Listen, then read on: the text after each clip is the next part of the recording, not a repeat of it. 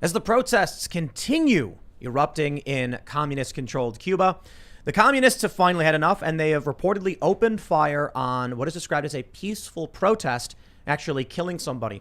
There's a bunch of other very disturbing witness accounts, and there's a bit of hearsay.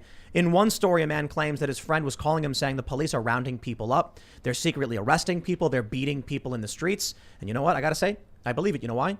The Cubans shut down the internet so people couldn't spread the word. They arrested a journalist live on air while this journalist was giving an interview to a Spanish news anchor. If the people of Cuba really believed in their revolution, certainly the social media they would put out would be dramatically in favor of what was going on with the Cuban government.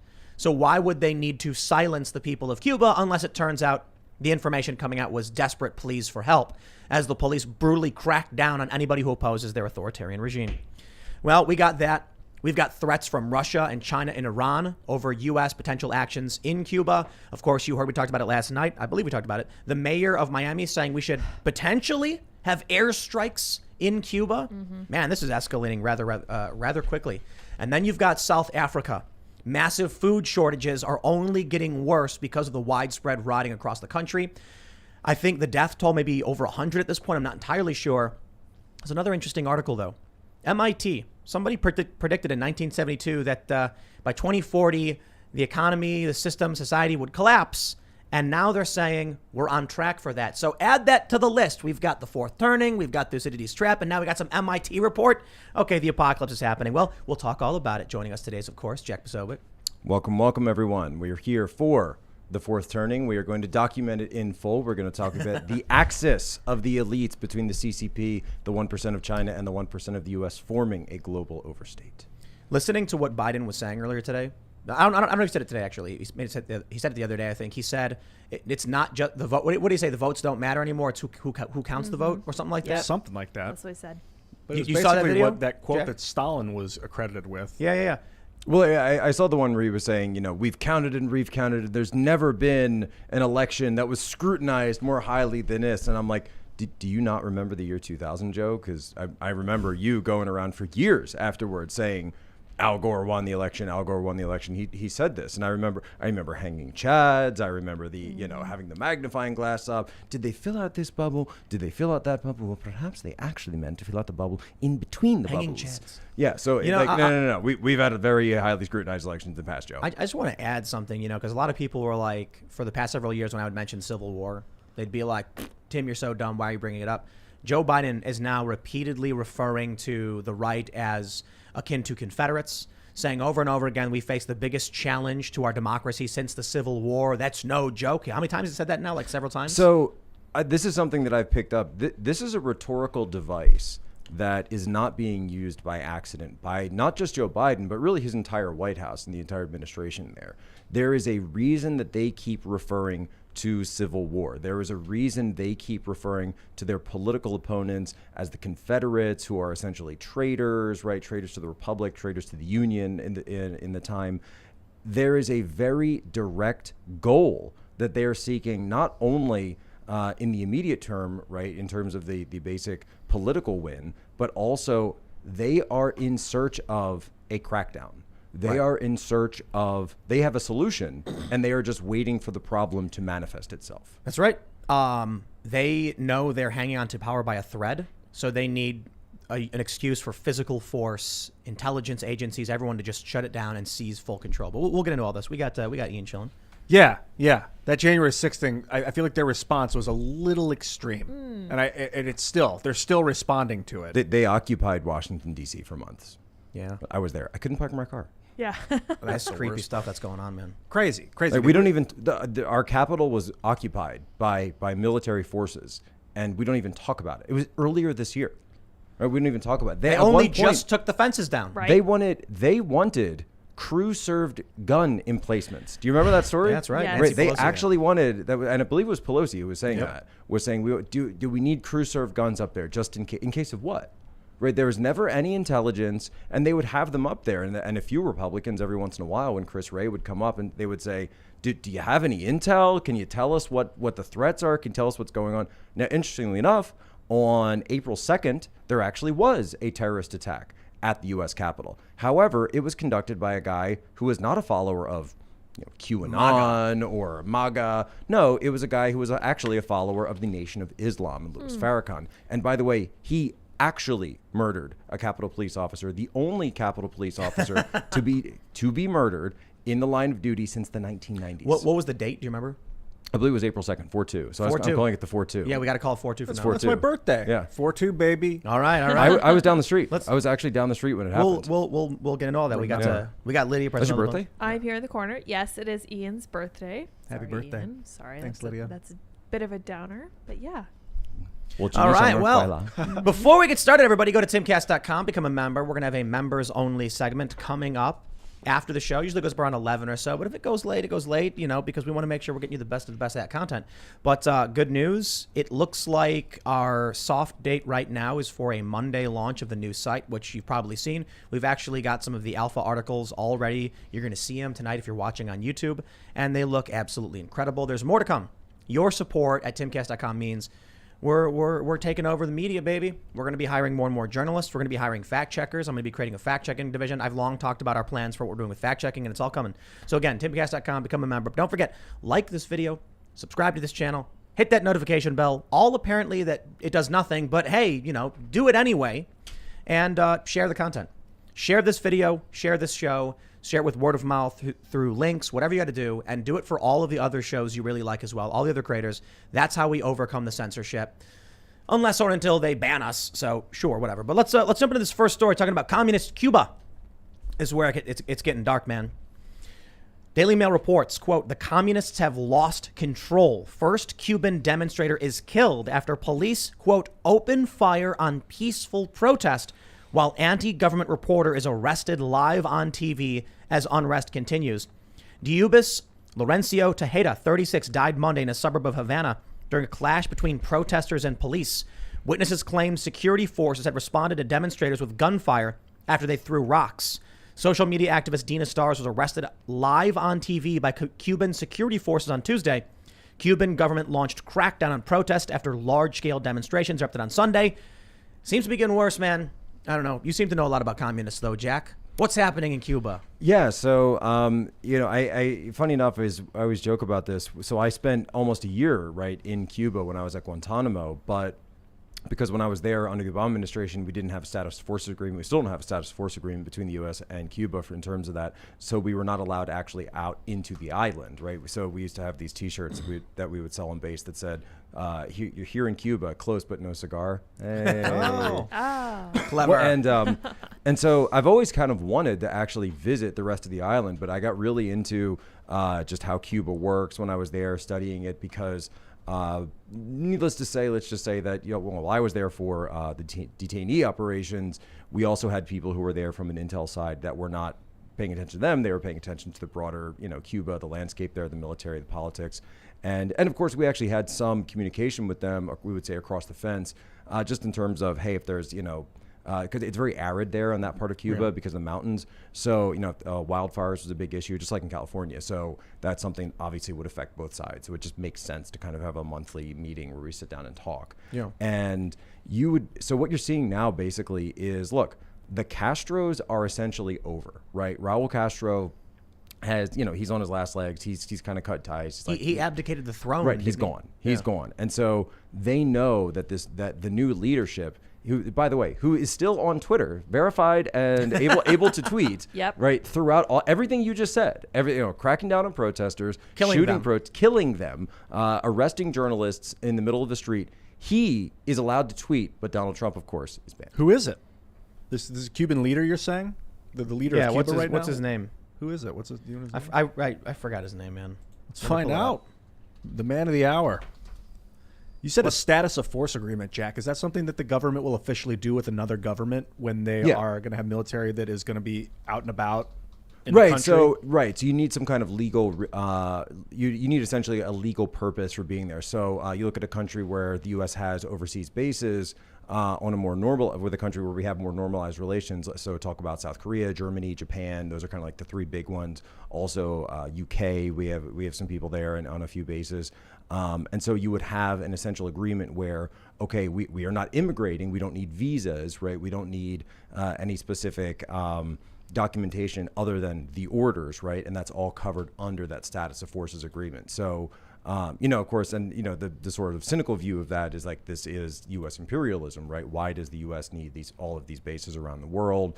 Why are they providing this blanket of international security? This is the way that Russia would describe it. This is the way that China certainly describes it, especially when it comes to East Asia and that sphere. But that's the basic idea, that status of force agreement. And you'll also see this in terms of like, if you're going over somewhere for an exercise, like we do exercises with tons of militaries. And so the idea, or tons of countries around the world, Thailand, Australia, et cetera. And so the idea is that you wouldn't necessarily need a visa to go because you're going on orders, going on mission. Is it the end of the world? we got I think China you'll know. warplanes in Taiwan. We got South Africa's collapsing. You got the revolt in Cuba. Haiti. Then you've got in the U.S. Haiti as well. I mean, the dude gets assassinated. It's like we actually kind of drove past that. It's like what's funny? Right? The president of Haiti is assassinated, and everyone just kind of says, it's Haiti. It's well. Actually, no. What happened was the president of Haiti gets assassinated, and everyone's like, "Whoa, what's happening?" And then all of a sudden, everyone turns because South Africa lights up, Cuba lights up. So look, man, fourth turning. It might not be a world war. What if it's a global economic collapse? Oh, speaking of Miguel Diaz-Canel, by the way.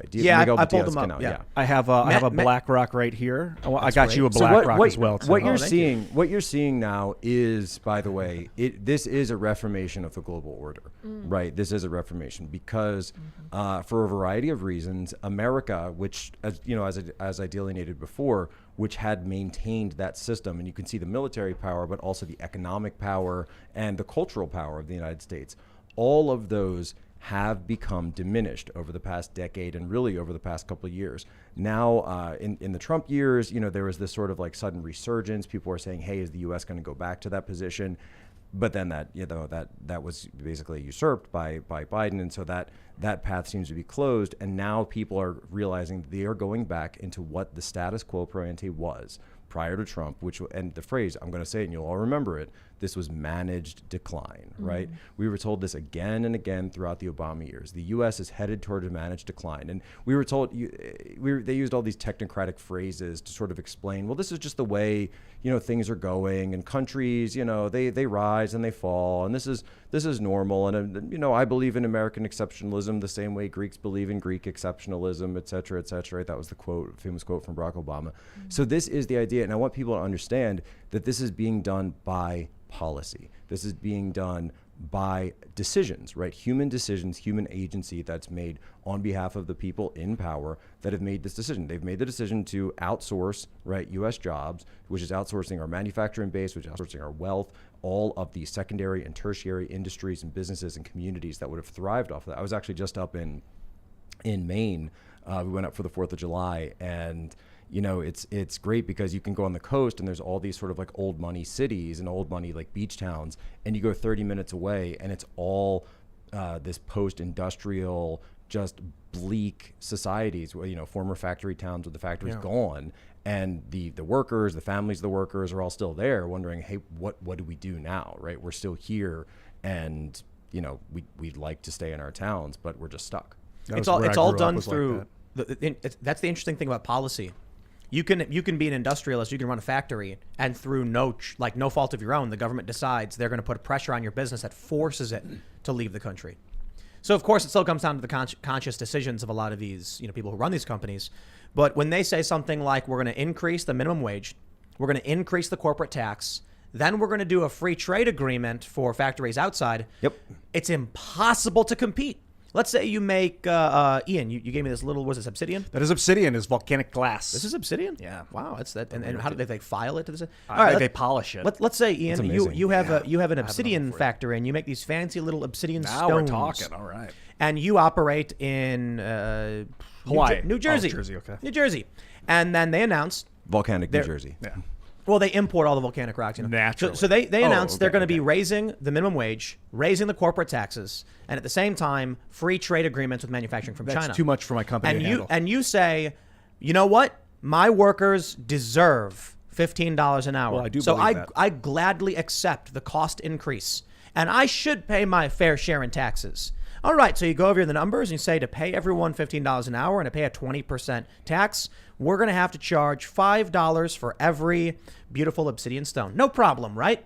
Then all of a sudden you go to Walmart and there's China stone for $3. And you say there's literally no way we can make the obsidian stones for $3. Well, China has slaves, and they can import these products for free with no charge. So your company goes out of business because it's impossible to compete with the slave labor that China uses. And understand, right? This was the idea. This was actually the plan all the way back before when, and funny enough, right, prior to Occupy Wall Street, what was the big, I talk about Antifa a lot. I wrote the whole book about Antifa.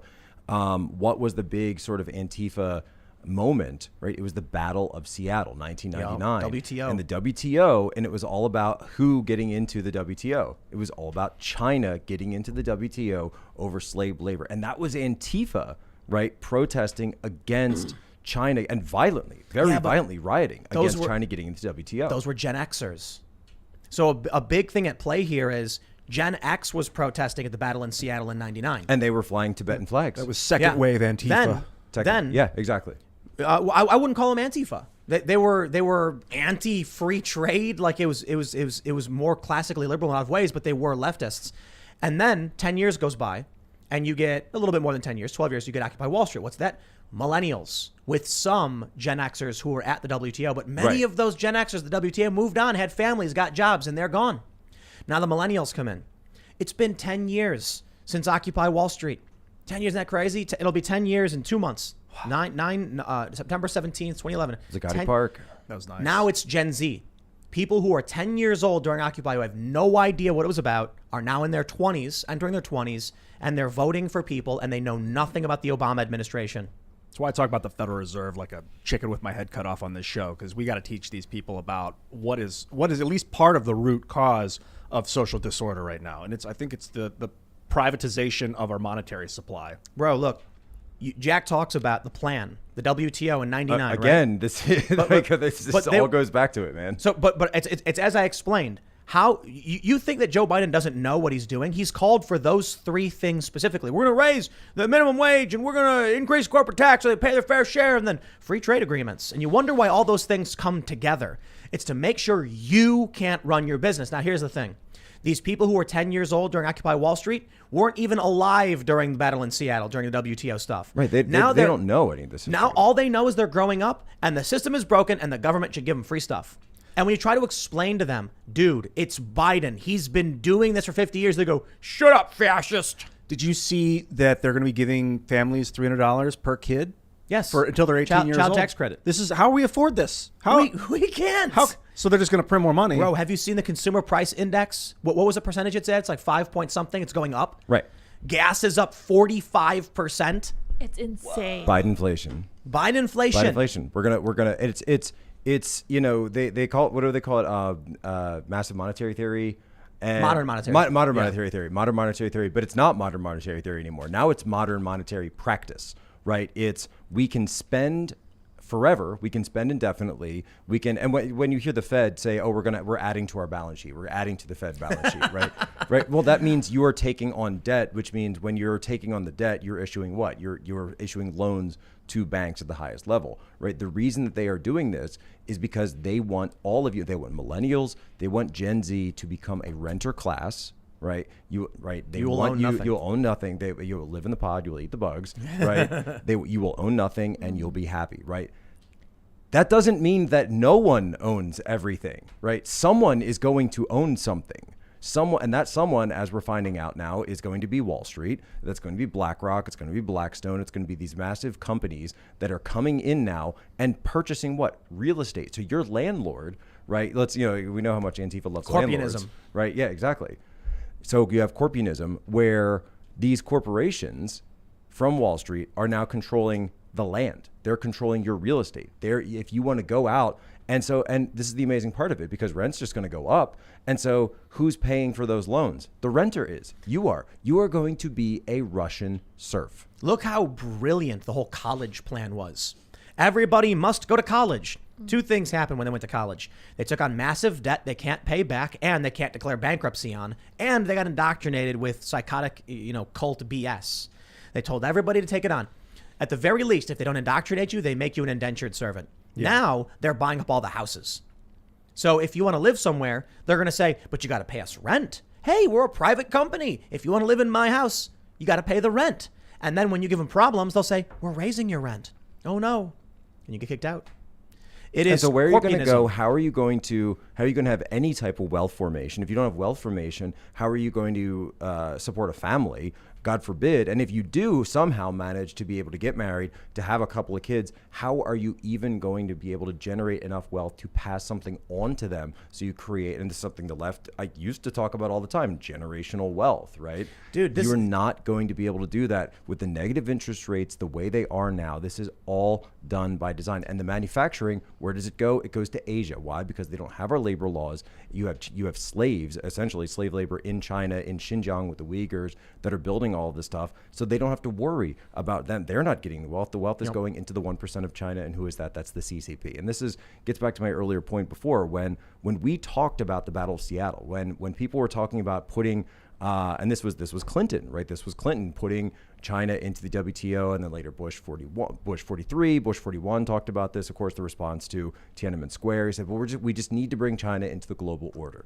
That was what was said again and again and again. People were saying Tiananmen Square, they're crushing students the same way that people are being crushed, the protesters in Cuba right now. Bring them into the global order, bring them into the global order. And they'll become more open. They'll become more socially liberal. They'll become more transparent. No, it was the exact opposite that happened. But I think we became more authoritarian. But I think we were always more authoritarian. I think you just can't do it instantly. So look at what's happening now with what Joe Biden's saying about Civil War stuff. I mean, the way he's describing people on 1/6, the insurrectionists, the Confederates never breached our capital. Come on, man. And then you hear what he talks about, the FBI saying snitch on your neighbors. We're hearing that more and more. Joe and more. Biden wouldn't have to. So there's that refrain too that I believe people will say that, if the situation were hopeless, the propaganda would be unnecessary. Mm-hmm. Joe Biden's not going to Philadelphia, not going to where I'm from, and giving a massive speech, standing across the Constitution Center is down across Independence Mall from the actual site of the signing of the Declaration and the Constitution. He's not going to give a speech like that from a position of strength. That was done from a position of weakness. That's because the contradictions are accelerating too fast right now. The Hegelian dialectic, which the left used to move forward, they used to progress with, is happening too fast, and not enough people are able to keep up with it. That's why they realize that their critical mass is falling apart. You mentioned on Twitter that I don't know how much you've confirmed this or not, but that there was a plan to put together a list of extremists that the insurrectionists followed on social media. Can you tell us about what is that all about? So the reporting that I've got on that so far, it comes from a high-level White House official who's sending me this stuff and is saying that it's actually being driven by three people right now: Chris Wray, Nancy Pelosi, and Chuck Schumer. And Ron Klain in the White House is going along with it. Jill Biden is going along with it. And for the time being, Joe Biden is going along with it. I haven't actually been able to confirm whether or not Kamala is for or against this. But what it is they're going through the Jan 6 defendants, and they're trying to cross-reference everybody from that in terms of their social media and come up with kind of like a top 10 or I haven't been able to confirm how many it is or how far it's going, but find who the top people they were following on social media was, and then those people. And I said, well, what is it? Are you going for the actual people who are saying storm the Capitol or commit some act of violence? No. They're going for the people who were trying to just say, hey, show up on January 6th because the president is going to give a speech on the South Lawn, at the Oval, they're specifically putting a list of people who said, come to D.C. Come to D.C. Interesting. Yeah, so if you promoted that event, which of course was a speech from the president of the United States, right? This was not the thing that happened afterwards. Then you are essentially going to be put on this thing. And then this is going to be said now, and go with the report in Bloomberg, right? Bloomberg is saying that Mike Lindell, of all people, because he had that comment about August and everything, that they're saying we're now tracking to see whether or not people commit violence. This is the FBI in Bloomberg saying we need to be careful about August because we think that there will be extremist attacks because Mike Lindell, who sells pillows, right, is talking about August, and so August might be a key date for the extremists. I got to tell you, man, there's a lot of people who want to show optimism. We got Steve Bannon and Michael Malice, who have both said they've been very optimistic. But what we're watching, I mean, it tracks very similarly to the rise of any authoritarian regime of the past several hundred years, and it doesn't look like we're gonna walk out of this one. It looks like we're gonna be underneath the boot on this one. So the question always comes down to that critical mass, right? Will there be some kind of conflict? Probably. Hopefully that it will be a political conflict in terms of it's done through words, it's done through elections, and we can steer clear of anything beyond that. That being said, though, I do think there's a reason that Joe Biden keeps talking about civil war. Again, there is not a day that goes by that you do not hear someone from the White House saying the phrase civil war or making some kind of reference to it. I go back all the way through why? From They 9 to January want it to happen 20th. or what? I believe they're trying to call their punch. I believe they're trying to call their punch. What do you mean call their punch? They want, this is what I was saying before, they want to be in a position where they can crack down. They want to be in a position where they have some kind of inciting event, right? In narrative fiction, they talk about the inciting event, right? They want to shot her around the world. They want something terrible like this. And you can go, by the way. So they can stop Trump. They can stop the midterms. They can stop 2024. And beyond that, they want to stop the populist movement. They want to shut, ever since the internet really kind of came out, and then Internet 2.0 with the rise of social media came out, it became a very big problem for the people who used to be able to just control the narrative, right? None of this could have happened in the 90s, by the way. And so for the Gen Z types out there who are watching this saying, oh, well, I don't remember any of that, Battle of Seattle, et cetera.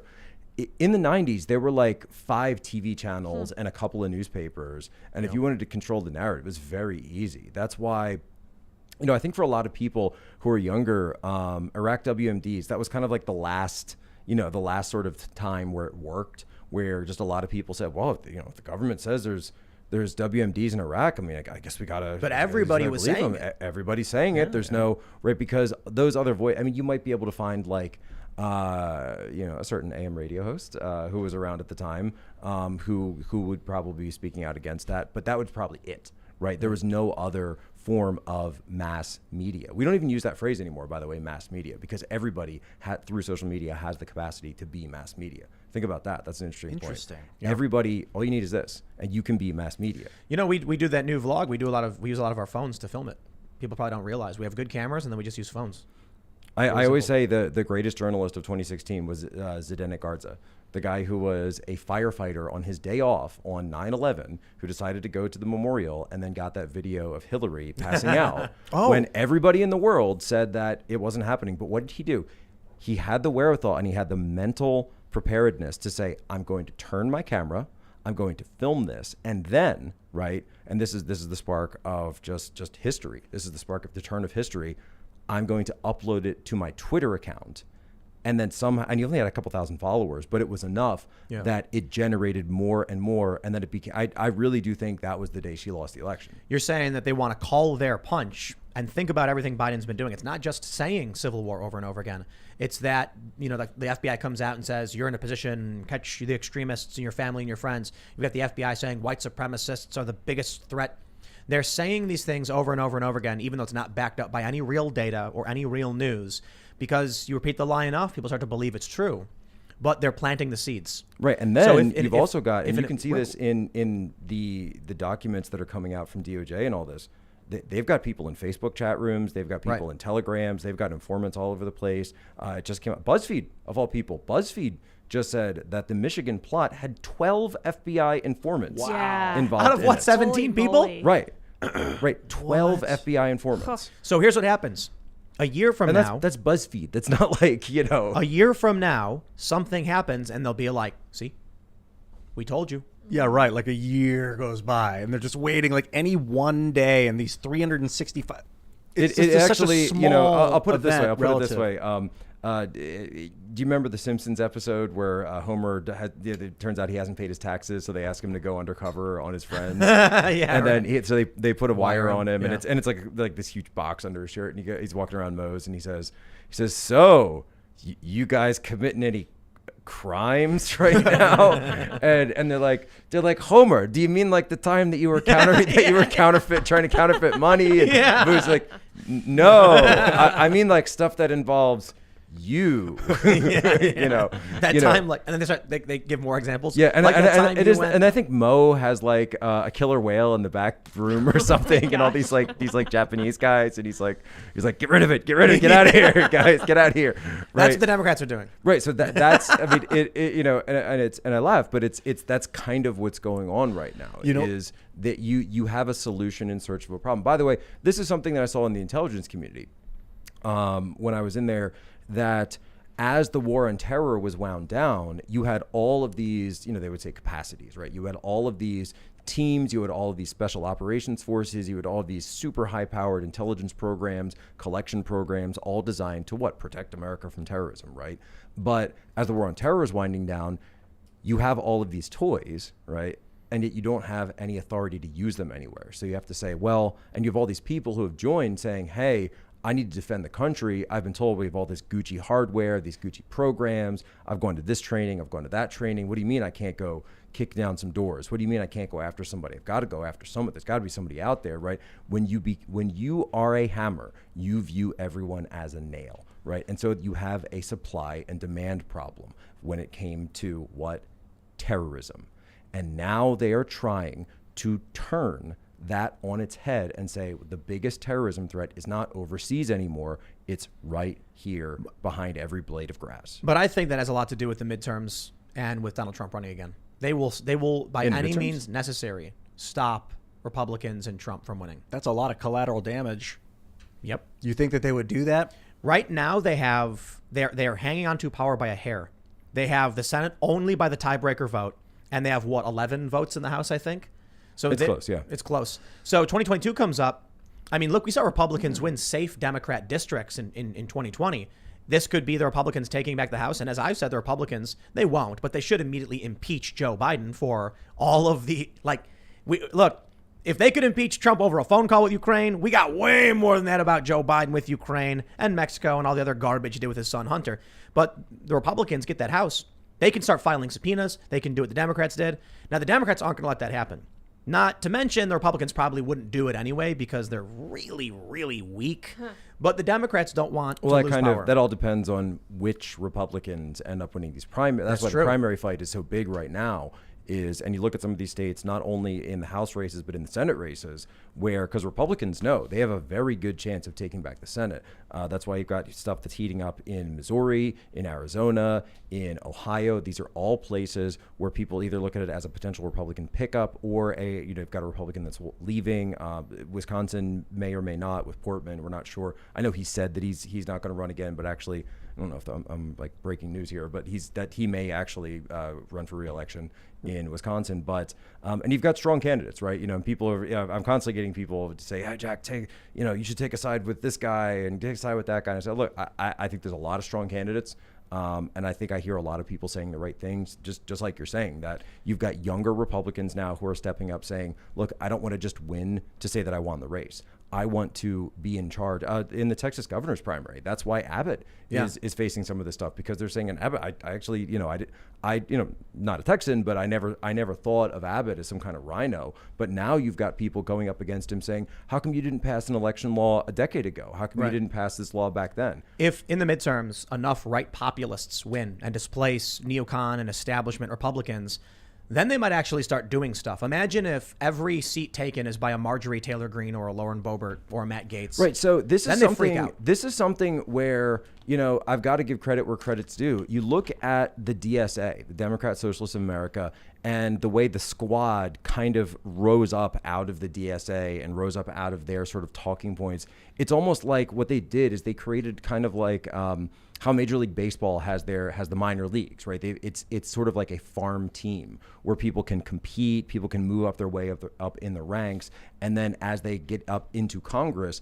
they then are beholden to all of that stuff that they had to go through when they came up through the DSA. Well, the right doesn't have anything like that. The right has no organizations like that whatsoever. That may be changing, but from this point on, it's just more like, it's kind of more of a free-for-all. But I do see that as a potential model for people on the right, or for just people who are populists in general, to say, look, we are going to have our own organizations that are maybe have a tenuous affiliation with one side or the other, but what they really serve to do is to credential people, is to bring them up through the ranks, is to give kind of like put them through the ringer here and there, and then when it comes to actually running, we are going to say, okay, I know who this person is because I knew them from all those years. So let's go back to what the Democrats are doing, or the Biden administration specifically, targeting people with this terrorism. I think it's because that's the point. If enough strong Republicans, young, energetic, and populist Republicans get in, they're going to have tremendous power in the House that could be very, very disruptive to the very flimsy amount of power the Democrats are, or flimsy thread they're holding on by. So how do you stop it?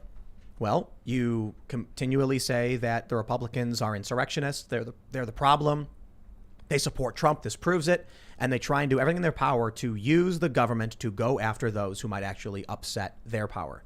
They want to solidify their power and control. They need one more Senate seat to actually firmly have the Senate. So they're going to demonize in every possible way. And there's a lot of people I know, and you guys probably know people like this, who are just really dumb, don't care about politics, hear it in the background on CNN, believe it. Yeah. Unfortunately, yes. And they vote. It is sad to me. So you think that the Democrats are going at this politically, like if we can suppress this insurrection, then we'll stay in office and retain power, but that there's also like a global organization that wants to buy your stuff so that it can rent it back to you, that's using this opportunity? Well, there's international interests, certainly, who want to own things and make money off it. I think of it more like a fire, or rot. It's not like there's one guy who's twirling his mustache going, yeah, like Klaus Schwab. Everyone assumes he's influential for sure. And a lot of these wealthy people, George Soros, are influential, but it's applied pressure. Enough powerful people want a similar thing, and they're applying pressure in a similar direction. And so the fires of that elitism keep burning. So if you have, it's like if you have 10 people in a country and they're all wealthy industrialists and 7 of them are communists, well, they're going to keep funding communists, not together as a conspiracy, just because 7 of them are communists. Eventually, then, the people who have food and money and are reproducing are communists. And then the 3 who support the capitalists or the free market for enterprise people, they don't have as much success. So then the culture becomes dominated by communism. It's part of the problem of doing nothing. They say if good men do nothing, that's like worse than evil itself. It's because when you do nothing, then kids are born and they're raised in an environment where psychosis is the norm, like occupation of Iraq and Afghanistan. And so they think it's okay. Like they're twisted. No offense if you were born after the year 2000, but if you didn't see what happened on 9/11, and if you didn't read the evidence about that in the years afterwards and the weapons of mass destruction, and watch the slow lies. decline into occupation that the United States has become, it was terrifying. It was it was revolting, and it still is. Let's talk about where we're at externally, right? So it's not just the Democrats are terrible with domestic policy. Let me show you the story we got right here from Newsweek. Russia, China, Iran warn U.S. must not intervene in Cuba. That's right. Don't you dare, United States, intervene in Cuba because Russia and China and Iran have said so. Because Russia would never intervene in Cuba. Oh, for sure. There's no history of that. Remember when the U.S. surrendered to Iran? About 2 years ago? Some small ships were forced to surrender to Iranian gunships? Yeah. I was in the Navy the day that happened. And seeing that image of my fellow sailors in the same uniform that I was in the Pacific when that happened. They were in the Gulf, and we were serving in similar communities, put it that way. So I was like 1 degree moved from some of those guys. And at that time, we were still on edge with North Korea. We're certainly always on edge with China. would not have taken much to see people I knew or, various missions to, kind of see myself in that position, and thinking that, that image, right, of American sailors on their knees with their hands behind their head. To Iran, of all countries. To Iran, and to not have a Secretary of State and a president who are immediately getting on television or picking up the phone and saying... Well, this was Trump. No, that was Obama. That was Obama. 2019 was when we had the surrender. Which surrender are you talking about? I'm pretty sure it was 2 years ago. I'm talking about the one in 2016. What happened in that one that you're talking 2016, about? that was the one where they were held for a couple of days in the Gulf. And they actually were on their knees, hands behind their heads. And is the one where you were in the Mediterranean, Tim? Oh, no, you were right. You're right, 2016. Yeah, that was Okay. January Yeah. 16. You're right. Wow.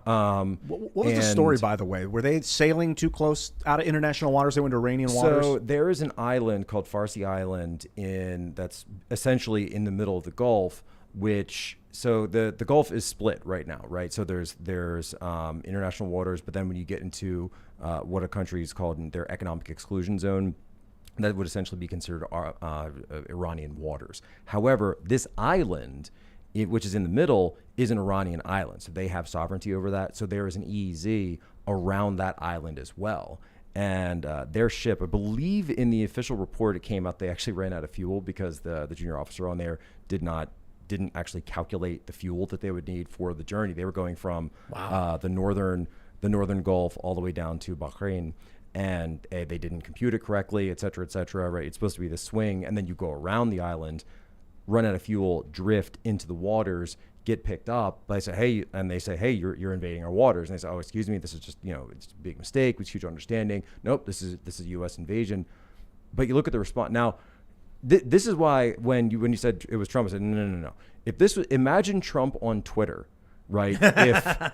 If the IRGC, if the Iranian Revolutionary Guard had picked up some of our sailors and even considered getting close, right? This is Trump, by the way, who actually did just straight up murk an Iranian general, like the leader of their force, the Quds force, which is it's kind of like their SEAL Team 6 in many ways, but far beyond that because they're terrorists as well. Obama. I mean, it was we're so sorry. We're so sorry. What do you think the response from this administration has been following these threats from, communists? I mean, Iran, Russia and China, sure. But what did Jen Psaki say? Jen Psaki refuses to admit communism is the reason behind Cuba's freedom protests. And Joe Biden, others in his administration said it was about COVID. They won't actually confront the issue.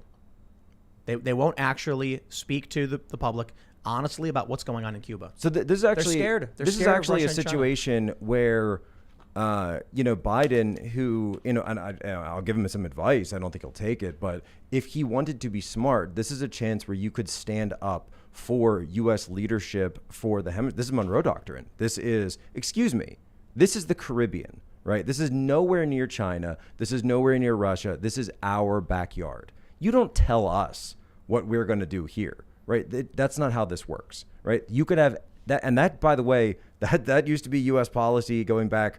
Democrats, Republicans. That was not a partisan issue. That was we are going to pay attention to what's going on in our backyard because it is in our national strategic interest to do so. Right, because that actually matters. That's why Guantanamo Bay is our oldest overseas institution, our overseas military installation that we have since 1898. Right, I've actually walked those trails where the Rough Riders went in. A lot of that base, you can actually see, kind of walk through the battles that took place during the Spanish-American War. It's kind of amazing just to be able to walk in those footsteps. But, for him to not just stand up for being the leader of the United States and act like a great power, right? It really goes to show you that it's almost like Biden's personal decline almost parallels the way that he's putting America on the path to decline. Here's the analogy I use. It's like the dad who gets bossed around at work and is feeble, so he goes home angry and beats his wife because she can't do anything about it, right? Not strong enough to stand up to those who are actually causing us problems. The Biden administration has a really easy time of condemning its own citizens. The 75 million people voted for Trump. They're the bad guys. But Russia, China, and Iran, better.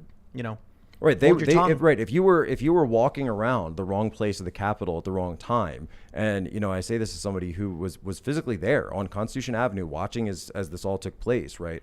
I knew, and I said this on air on One American News at the time. I said there are going to be people showing up a quarter of the way back or a third of the way back. They have no idea. They're just going to walk up and see an open door and say, "Oh, I guess this is open." I guess they're, or someone's holding the door open. Cops were holding it open. I guess I can just walk in, right? You can be held without charge. You can be held, and by the way, held for peacefully, and it's essentially trespassing. What it was doing, right? None of the rhetoric actually matches in many cases with the charges that are going on.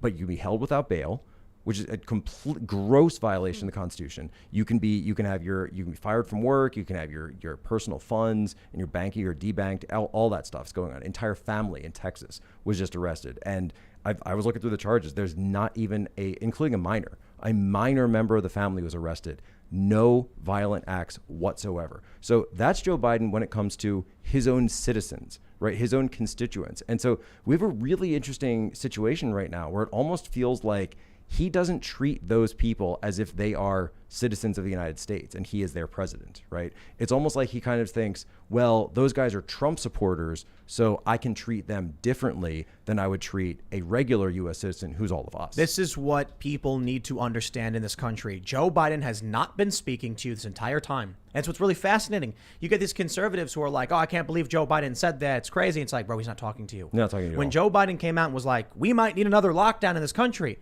Texas and Florida had already reopened. He wasn't talking to you, red states. When he comes out and says all of these things, he is not talking to you. He's talking about you.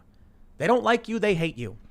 And Republicans, conservatives, disaffected liberals, political homeless, IDW, whatever you are, you better recognize that they look at themselves as the correct, the mainstream, the appropriate, and anyone who deviates from that group is an outside other extremist. So you could be, this is really what cults and authoritarianism is made of. I have a great example of this. And it's not Biden. And this is what makes it so perfect. It was Lina Wen, who is that Liana Wen. Oh, it's on to Wen Lina. And so she's a CNN. I think she just put her on as a medical analyst, right? She's actually the former president of Planned Parenthood. Yeah. They never mention that, right? Yeah. But she has this comment, and it's so illustrative of this mentality, and it so perfectly defines what you're talking about, because she says, we need to make life harder for the unvaccinated. We need to make there be penalties for them going through this. We need to, and I'm not even talking about necessarily focusing on her vaccine comments, but which of course a lot of people have talked about. They've gone over and again. But when she says we, who is she talking about? When she says we need to do this, I said you're not a member of government.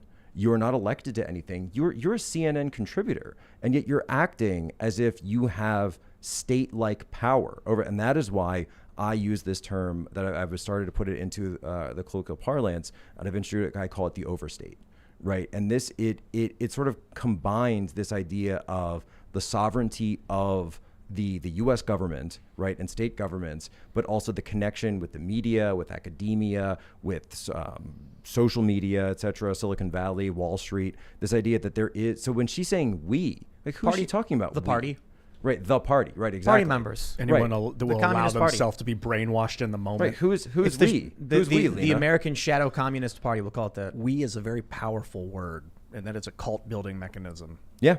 And I noticed that nobody is bringing up the fact that she just keeps using it over and over. We need to do this. We need to set these in place. We need to have these. When why are you saying we? Right, and it's also otherizing because it's we versus you. Right, it's us versus them. Wow.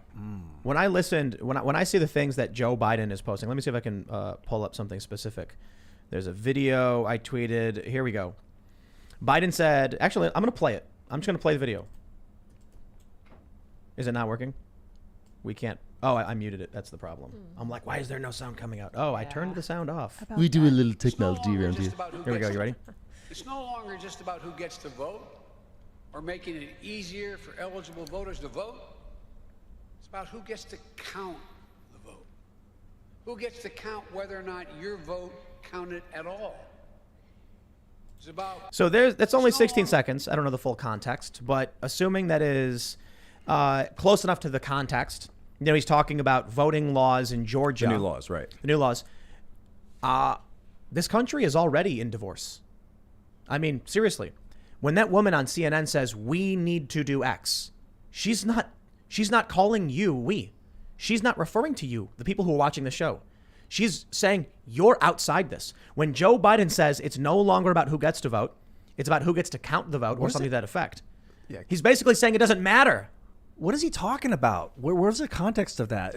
They're claiming Republicans are trying to strip away the right to vote when in actuality it's the Democrats who are doing it. Oh, okay. And so he's saying it's not just about, paraphrasing. Well, I gotta say, it's who gets to count it, because he's arguing that the Republicans will count it incorrectly.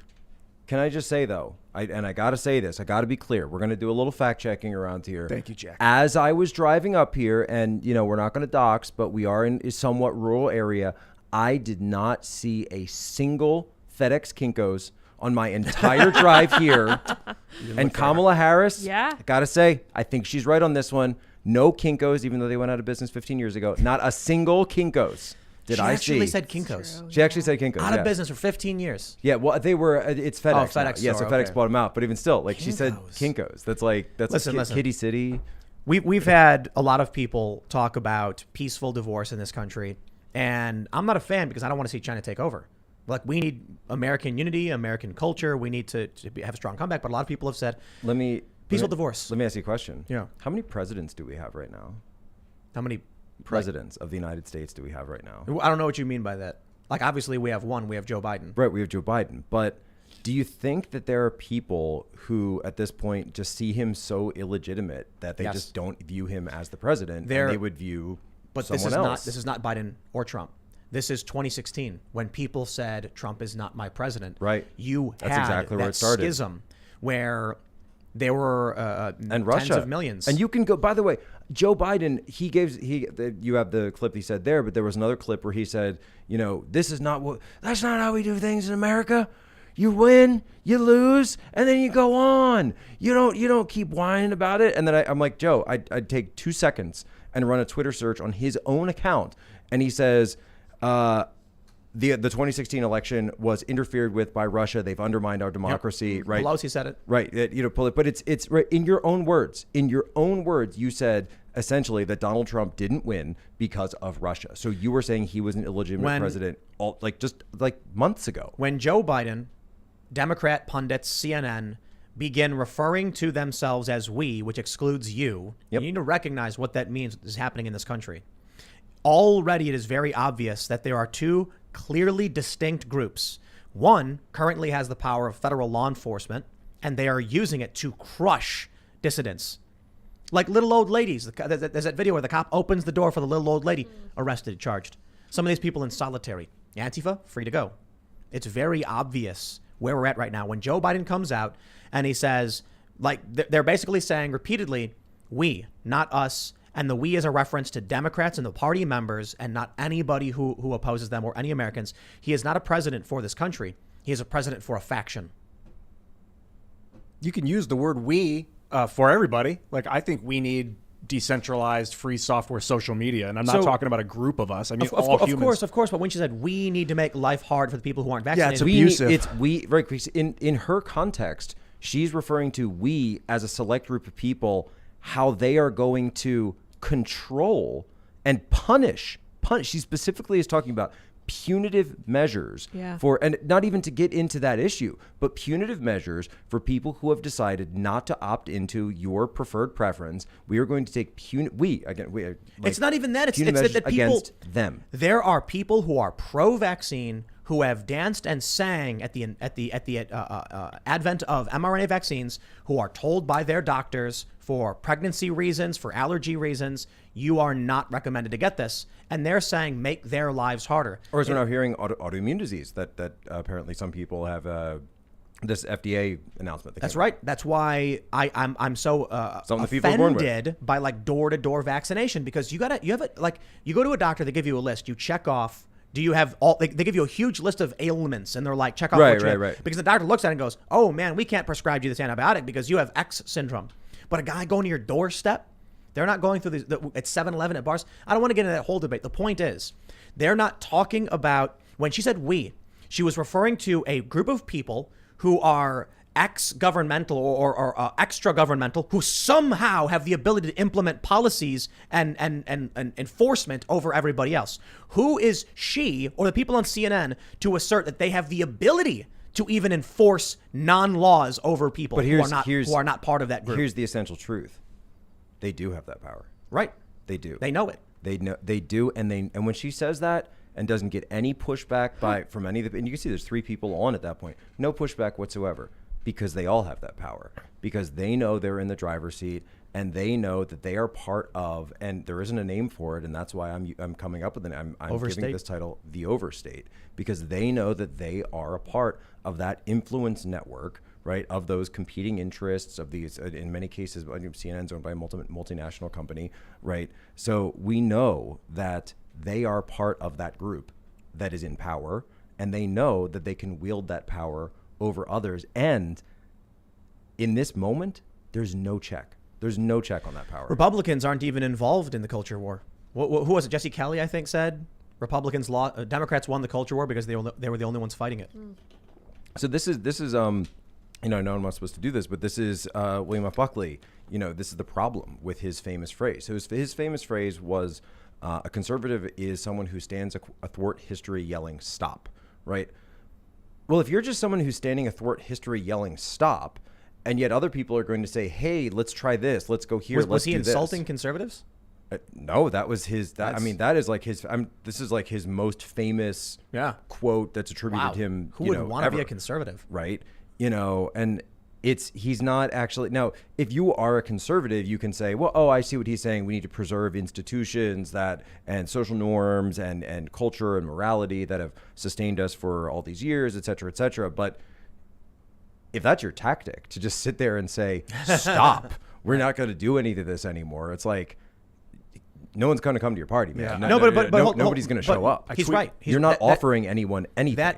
He is right. That's exactly what conservatives are. And always have followed that for 70 years. But he's identified the group. They didn't adhere to what he said.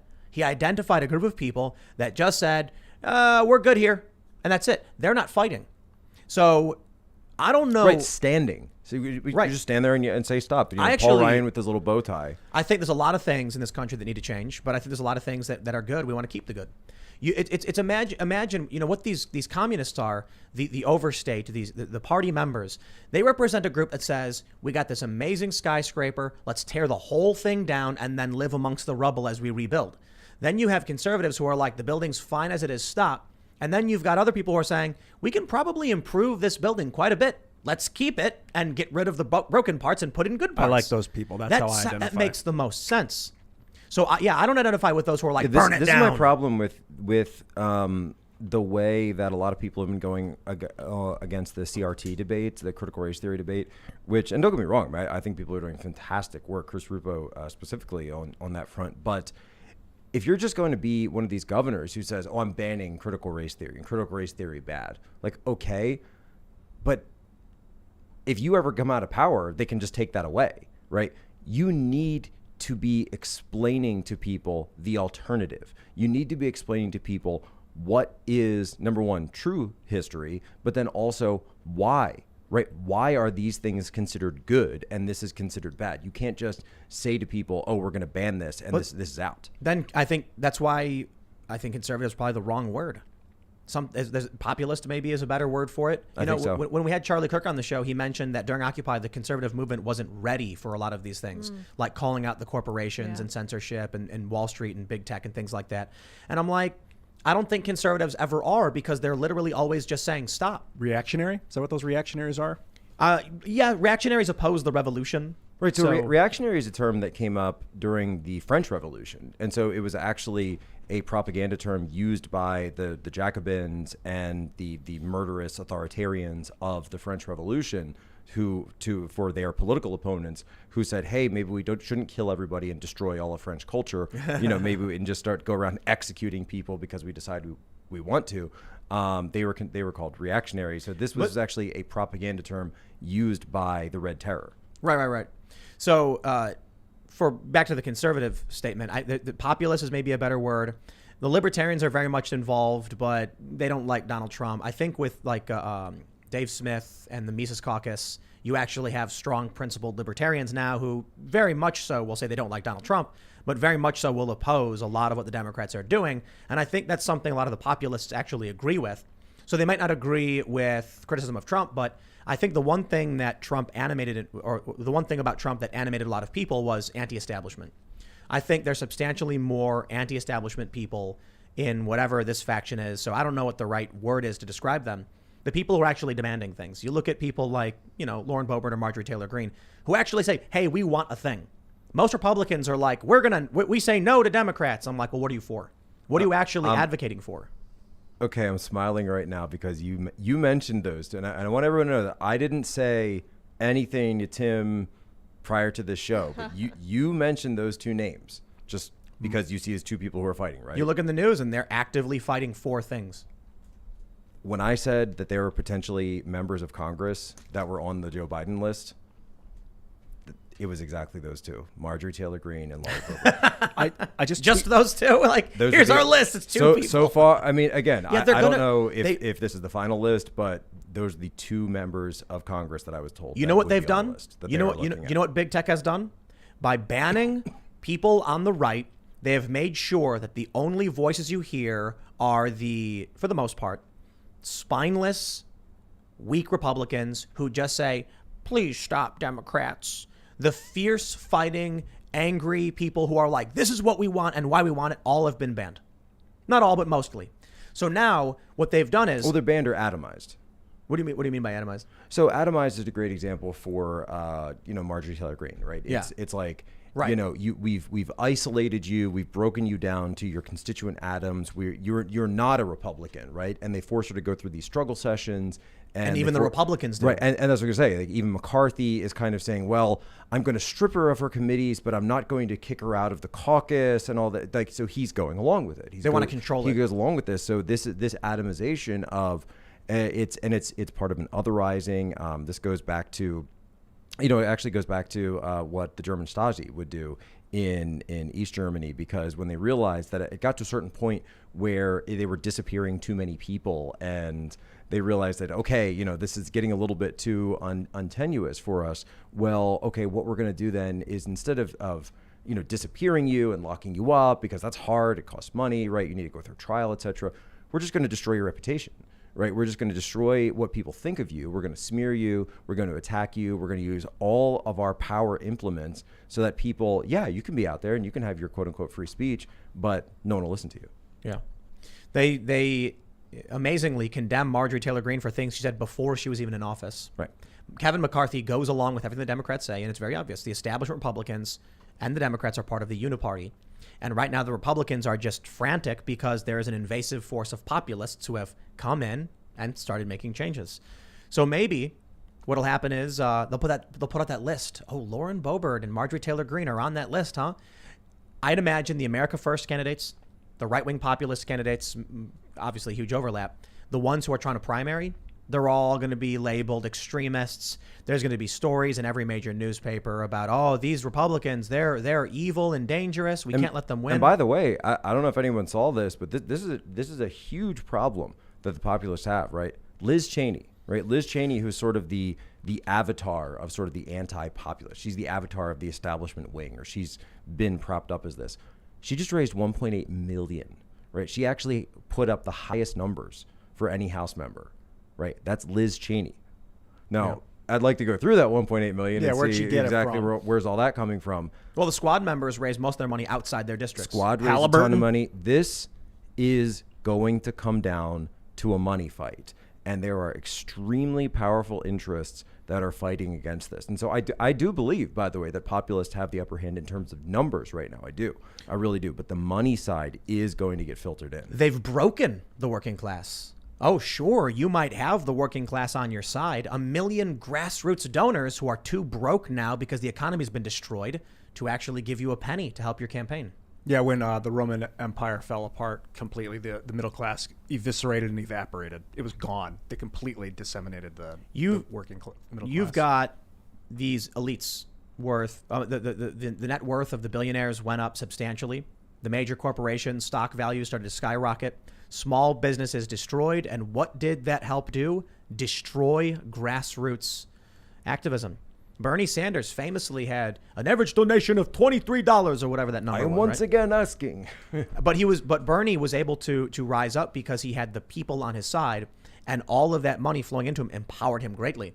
Well, be it fortuitous for the establishment that they have destroyed the economy and hurt the working class and made them mostly destitute and homeless and living off of government welfare and unemployment bills and child tax credits.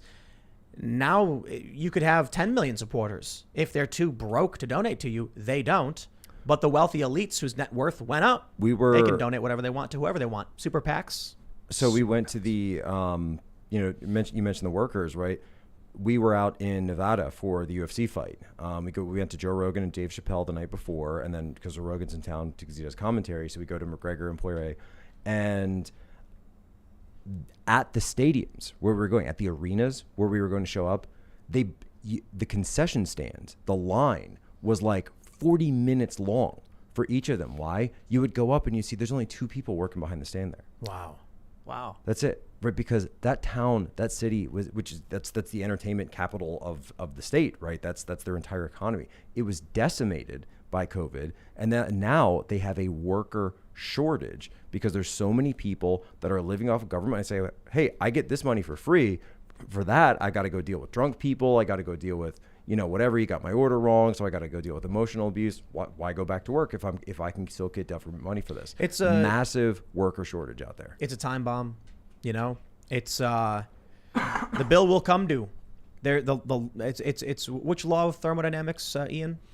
Perhaps the second law of thermodynamics. Second law. To be honest, I don't know. Are you talking about when an object in motion will remain in motion unless forced upon? This idea that you can get things for free without making things. Oh, free energy. Yeah, eventually what happens is the value of the dollar becomes zero because why work? Well, the problem with the thermodynamic thing that says you can't get more energy out of a system than you put into it only assumes that there's a closed system that you're working within. But in reality, there are no closed systems. Energy can always come from further away than we knew it existed. So I do believe 0 point energy You mean is like possible. slave labor in China? Yeah, like there will always be more slaves. We can always have more children and make them more slaves. I'm kind of being joking around, but I'm also being honest. Americans spending money and not producing anything won't last We'll forever. have to default on it. We're going to have to default on the federal government. And by the way, this all goes back to the 90s. This goes back to NAFTA. This goes back to China and the WTO. Which goes back to 79. This goes back. It goes back and back and back. This was the idea. China will be the manufacturing base, right? That will be China. That will be moved to China, right? And then America will be the consumers. America will say, you sit there, you're going to, whatever is the new movie that gets rolled off the assembly line, you're all going to go watch it. And now they don't even need to do that. Now you're just streaming, right? You can just sit in your home and you're going to have it delivered to you, and you click this and you say, oh, I'm going to watch this. And then you just go on to the next one, and you go on to the next one. It's the end of days, my friends. Check out this story from the Daily Mail. 1972 prediction of the collapse of society is on track to happen by 2040. Economic growth will halt in a decade. Food will become scarce and human population will decline. KPMG study finds. They say MIT used a world simulation model to learn how our world would fare from 1972 to 2060. The model looked at a number of factors, such as population, industrial output, and persistent pollution, and found a societal collapse could happen by 2040. The research was criticized at the time, but an accounting firm Analysis took another look at MIT's data and found their stark prediction was correct. The recent work shows our business as usual mentality will spark a decline of economic growth within the next decade, but a total collapse by 2040. I wonder if there are powerful international elites who saw that news in 1972, saw those stories, and then not by a conspiracy, but by a standalone complex. Very powerful individuals influenced by similar things decided to take actions within their industries in a certain direction, which led us to today. Oh, like a self-fulfilling prophecy? Yeah. I got one. I can go back even further. What do you got? Nikola Tesla. What did he say? 1920s. And it's just very quick, very quick. Technical advances are inevitably driving us toward the grossest kind of materialism. Mm-hmm. Before long, the social system of bee life will be universal. Bee life. Bugmen. So we've got completely Cuba. predicted by Tesla. We've got Cuba and revolt. Maybe it's nothing. Maybe it's a one-off. We got South Africa. There was some audio that was posted by the guy, Phoenix Ammunition guys tweeted this out, retweeted it, where it's like audio recordings where he's like, we're lending out 1,000 rounds. They're saying they're running out of ammunition. And then there's another audio recording where it's like, we're running out of bullets. There's thousands of them. We can't stop them. By nightfall, the city will burn. South Africa, dude. When you look at these things, Did you see Jacob Zuma's son, by the way? Oh, yeah. He comes out responsibly. Loot responsibly. So his father was the president who was arrested. Right. Loot responsibly. We've got war with China, potentially. We've got Russia, China, Iran threatening us over what's happening in Cuba. We had that incident a couple years ago. Was that in Venezuela where that cruise ship was like rammed or something? And the Venezuelans tried to steal it. You get this MIT report, and we're sitting here talking about civil war and Thucydides' trap and the fourth turning. And now we can add another predictor to that mix. You know, humans blowing each other up is one problem, and I don't want to derail this because this is a good conversation, but what I fear is what happened in Texas when it froze over and the wind turbines stopped working, the electric grid shut down, the centralized electric grid failed, California people started too. freezing to death, wildfires that burn people alive because they can't get out, asteroid impacts, collisions, floods. We have a centralized electric grid that cannot handle these things. People without electricity, I've never seen that in my life, and I don't want to. But that's what I'm afraid of. This stuff, blowing each other up, this has been a threat since the dawn of man. This 2040 study isn't saying we're going to blow up. It's going to say society is going to collapse. Jeez. Yeah. Well, what is society? How are they defining that's that? why one of the first things I ever did when I got a smartphone was I downloaded a survival guide. Yeah, I did too. I have one on my phone. Yeah, because it's just a smart thing to do. People go camping sometimes. Yeah, if you have a smartphone, get one. I'm like, I might go camping and need to know how to start a fire or, like watch out for poison ivy or something. But hey, in the event that you get lost in the woods, you're going to love that you got a little bit of that battery left. You turn the brightness way down and start looking like, what do I do? How do I find my way out? You know what's really interesting? One of the biggest mistakes people make when they get lost somewhere is they leave their car. You know why that's the stupidest thing you can do? When the helicopter's flying over, like there's a car, and they go down. Like a million reasons. Yeah. That's the worst thing you could do. They go down, they find the car, and the person's gone. Or double back to it. I mean, that would be just stay in the car. If you're trying to find I guess something. stay still. If you I'm not going to give you lost. advice. I'm going to say Yeah. just take care of yourself, be responsible. Yeah, you look at what happened in Texas. There's things like that happen, but here's the crazy part. Our cities have gotten so big. What happens when the power goes out for a long enough period of time that order breaks down? I mean, you look at what happened in South Africa with all of the stores being looted, the warehouses being looted. When order is just when people are like, hey, guess what? Law's off, the purge happens. Well, and not only that, but it's not just order, it's when made to order, right? It's when on demand breaks down, right? It's when I can't get my Disney Plus, I can't get my streaming, I can't get this, I can't get my Uber Eats, I can't get all of these different things where stuff is just delivered to me by my gig slaves. That when that breaks down and suddenly I have to, I know people who don't even shop anymore. It's easily exemplified by the Treehouse of Horror with The Simpsons, where it was a play on The Shining, and Homer was trying to, had no TV. So he became murderous and started rampaging around trying to kill his family, the Simpson family. And then finally, no beer, no TV, make Homer something. And then they're outside, and then Homer is like, come sit with me by the warmth of the TV. And he finally has a little TV. And then they're sitting there, and the TV power dies, and they're frozen. And then Homer says, urge to rise, or urge to kill rising. Yeah. Urge to kill rising. That's basically what it is you're referring to. The crazy thing about this is, it used to be that if you wanted a cheeseburger, you had to wait for it. You had to go buy the ingredients. You had to go make it yourself. Then we're in the diner era. And then McDonald's is like, we're going to invent a way where you can walk up and get that burger real quick. And people were like, whoa. Now people are so spoiled. They go to a restaurant. They wait 5 minutes. They freak out. Where's my food? They start throwing stuff at the counter. Yeah, if we go back to the era where it's like you got to wait a month to get tomatoes because you're growing them. So this is having my my wife and then her parents live with us and they're from Eastern Europe, right? They don't have that. They don't have that at all because they don't have, maybe some of like the big cities in Eastern Europe, they have that. But for them, it's, hey, I went out in the morning, I bought some fresh stuff, and now I'm going to cook it. I'm going to spend the day, washing it and cooking it, and preparing the dinner and getting it done. And that's. I mean, they don't. I joke about this, but they won't even use the dishwasher. They just, why would I use that? I can just wash it by hand, right? Well, to be honest, dishwashers don't work. Yeah, they don't. You end up having to wash it anyway. Right. But I mean, they wouldn't even consider to putting it in the dishwasher, right? And it's really is, and sometimes we do have this kind of culture clash. They're not big on air conditioning. And they're just super like, they're way more used to, hey, if you want to get something, if you want some walnuts, if you want some cucumbers, hey, go outside. Here's a basket. Go get them. Yeah. Right? You want some cranberries? Go do this. That's how you take care of That's stuff. the future, not the past. That's the future. And you look at what we have now, and it always makes me kind of reflect back on the way, raised here, Strawberries in winter. you come out and say, is this better? Right? Is our way better? It's Strawberries in winter. It's better for building brain matter because like having access to all those nutrients make us able to be stronger potentially intelligently, but people have been abusing it. I mean, if you put aspartame, I've been walking around. I partially disagree. it's I the think, aspartame. I think it's really. I partially disagree, and I think you're correct about the availability of nutrients, but people eat random trash. Yeah, that's the Yeah. problem. They go to People are McDonald's. abusing the system. They're not taking advantage of it Right. properly. They're taking a disadvantage with it. They go to McDonald's, they buy a cheeseburger and fries. What do they have for dinner? I'll do a chicken sandwich and fries. And it's like you're not getting real vegetables. You might get a tomato, I guess, but That's another which is a thing. fruit, by the way. Tanya's father, when he came to the U.S., we went out. I forget where we were, but we were in some place, and like the only thing that was open was fast food.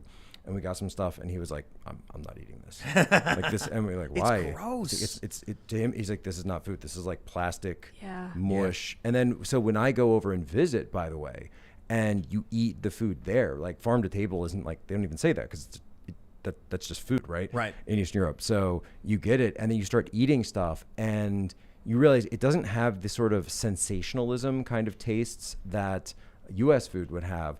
But it's richer, and you can really taste, the true nutrients that are in it. You can taste so many different flavors that you weren't used to having. You say, oh, this is what meat is supposed to taste like. This is what vegetables are supposed to taste it's not just that. It's when you're eating nothing but garbage, you lose.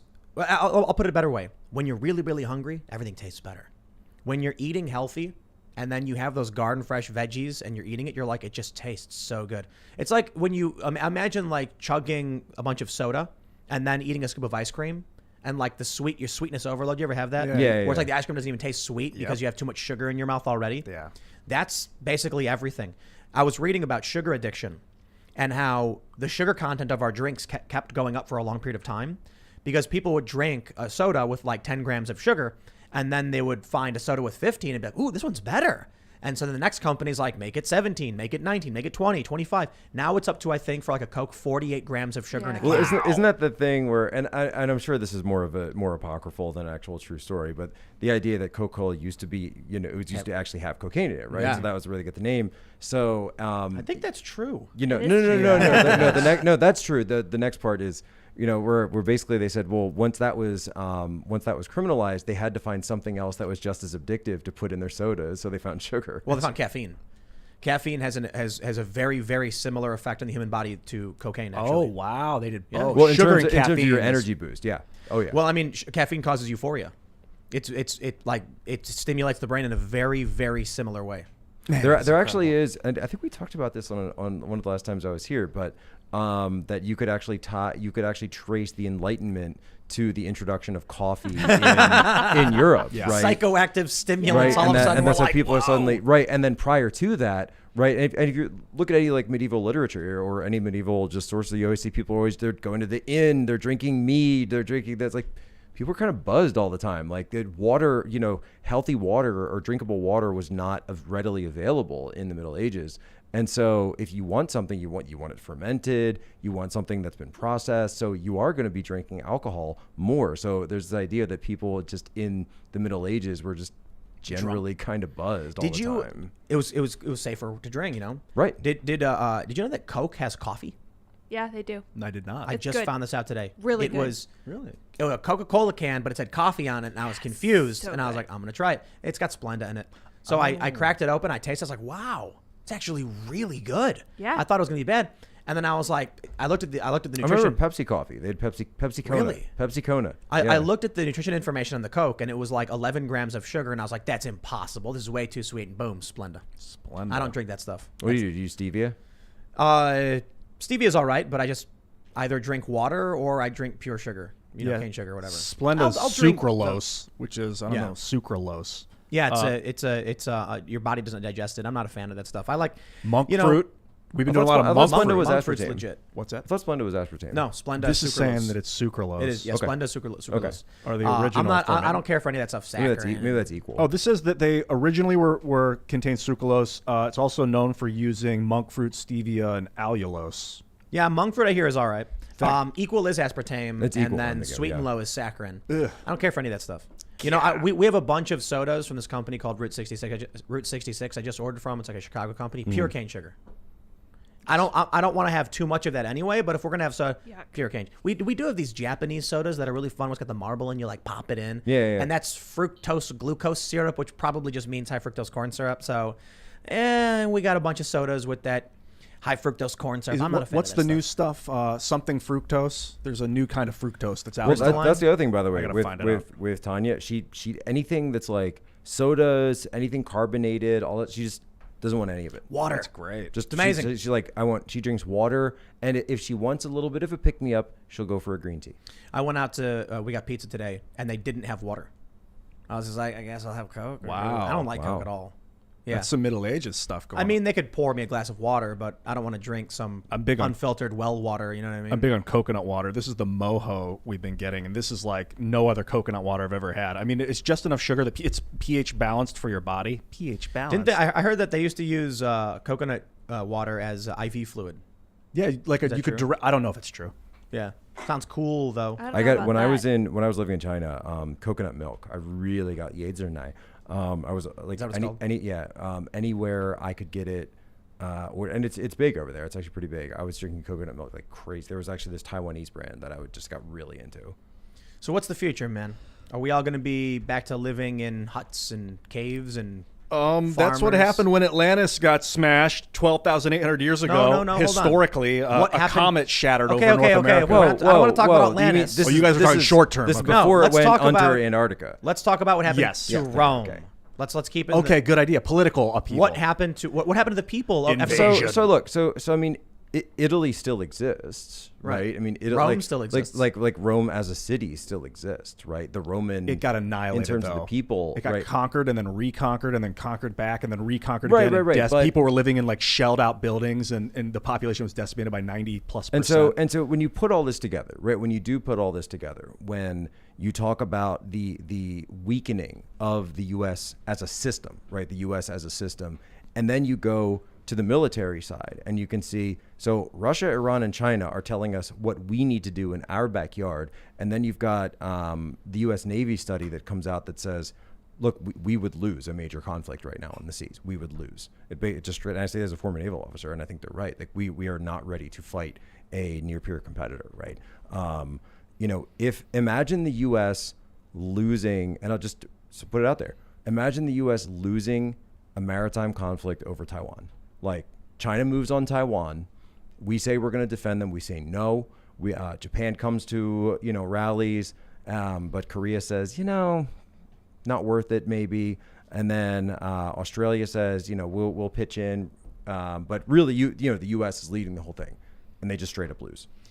If that happens, Think about what that does to the American psyche. not just the American decisive psyche. What loss. happens with the Decisive rest of the military loss. world when Right. when the United States has blood in the water and all of the sharks start coming, realizing the U.S. can't defend its allies anymore. All it takes, when you look at what happens in a lot of these countries, like the police breakdown in South Africa where the cops are actually looting now. Once the unrest gets to a certain point, people say the cops can't stop us. And we saw it in the United States, in Baltimore and Ferguson. The police can stop, it's like whack-a-mole. When the whack-a-mole is coming up really slow, the cops can go and stop unrest. But when they keep coming up like crazy, there's not enough police to stop it. So I was in the Freddie Gray riots, not participating, but the thing that got me about that was the speed, right? The speed at which The whole city. I was driving down the street and I saw some Everything. random people walking down the street just stop and throw something through a window was and like- climb in the rob from the store. And what blew my mind was that you knew it was going to happen.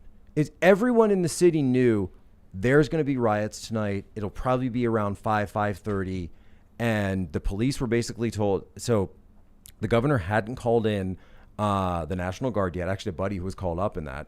But for the first night, there was no National Guard, right? You had the mayor, Stephanie Rawlings Blake, who says we need to give them room to protest. Right. Marilyn Mosby gives her "No Justice, No Peace" speech, blocks me on Twitter for yelling about her. Completely illegal, but I'm actually glad that she blocked. The OK Boomer girl blocked me today. Actually, saw that. Congratulations. Thank you. I just said thank God. Just Wasn't she doing like a promo for a phone or something? So she was doing a promo for a phone. Yeah. And then someone said to her, like, "Oh, are you going to do an iOS version?" And then she responds, "Team Android," right? And then on the tweet, because it says like what format It said you use to put iPhone? it said tweet by iPhone on the tweet. So I just quote tweeted that and I wrote tweet by iPhone, and she blocked me. Nah. But So anyway, the riots. So everyone knows that it's going to happen. The police are basically only deployed around certain areas. They've made lines, but if you're at the Mandalman Mall, which is in North Baltimore, that place was smashed apart. And I'll say this too, because people will get on me and say, "Oh, well, that was, this whatever." No, it was every race, every ethnicity, every group under the sun. You saw Asians, Hispanic, white, black, everybody was getting in on this, right? You were going to the Target, you were grabbing a TV, you were grabbing anything you could. There were pickup trucks full of appliances and I would just see them just driving by with it, or a guy like holding a couple of laptop boxes walking down the street. It was just chaos, just mass chaos. It was in an eye blink. Everything that you think our society is, right? All of those basic, unspoken, the unspoken rules, but then also just the actual laws on the books disappeared. And everybody knew it.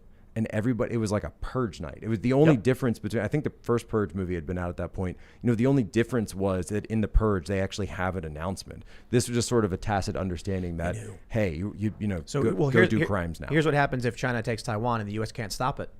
That's when the rest of the world sees the United States cannot police anything. They can't defend their allies. And then you'll start seeing things pop up in certain areas. The U.S. will try to quell certain uprisings. Allies will call for help. The U.S. won't be able to. And then there it is. The Taiwan thing and Hong Kong thing makes me kind of think of Cuba. Like, I don't think the U.S. should be involved with Taiwan and Hong Kong purely because it's China geographically right next to China, whereas I don't think they should be messing with Cuba. Whereas, not that it's American soil and not that Taiwan is Chinese soil. And if the Americans were to invade Cuba and take it, they would do it economically anyway. It's fascinating that China has to its southeast this island that they claim is theirs, and the people there are not communists, and the U.S. is saying, don't you dare intervene or we'll stop you. And then you have in the southeast of the U.S., Cuba, which is communist, and you get China, Russia, and Iran saying, don't you dare intervene. And by the way, it's interesting enough that one thing that people leave out about the Taiwan situation, the reason they don't call themselves the country of Taiwan officially is because they still maintain that they are the sovereign power over all of China and Mongolia. Oh, of course. Which was at the time. So that's Republic of China. What we call mainland China is actually West Taiwan. That's right. Right, exactly. So the government, the Republic of China, fled to Taiwan. This is like in the 60s or 50s? Right, so they've never officially recognized the communist government of China as the official government. The U.S. did under Jimmy Carter.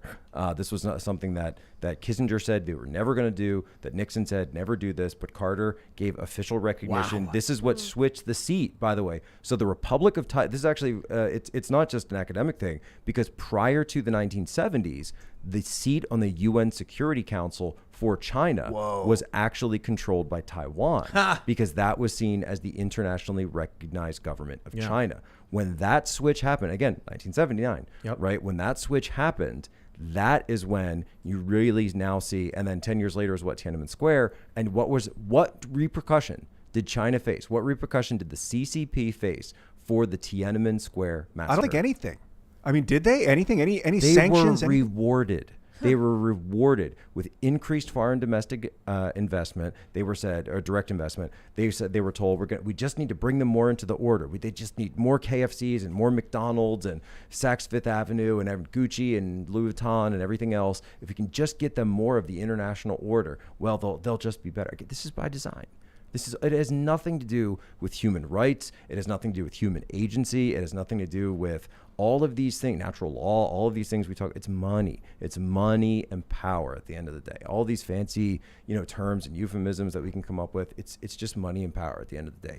They have it, and they don't want you to have it. And the idea is that you, the pleb, will be in the renter class, and they will own. Yep. Is it they don't want you, the pleb, to have it because they're afraid the pleb will unseat them?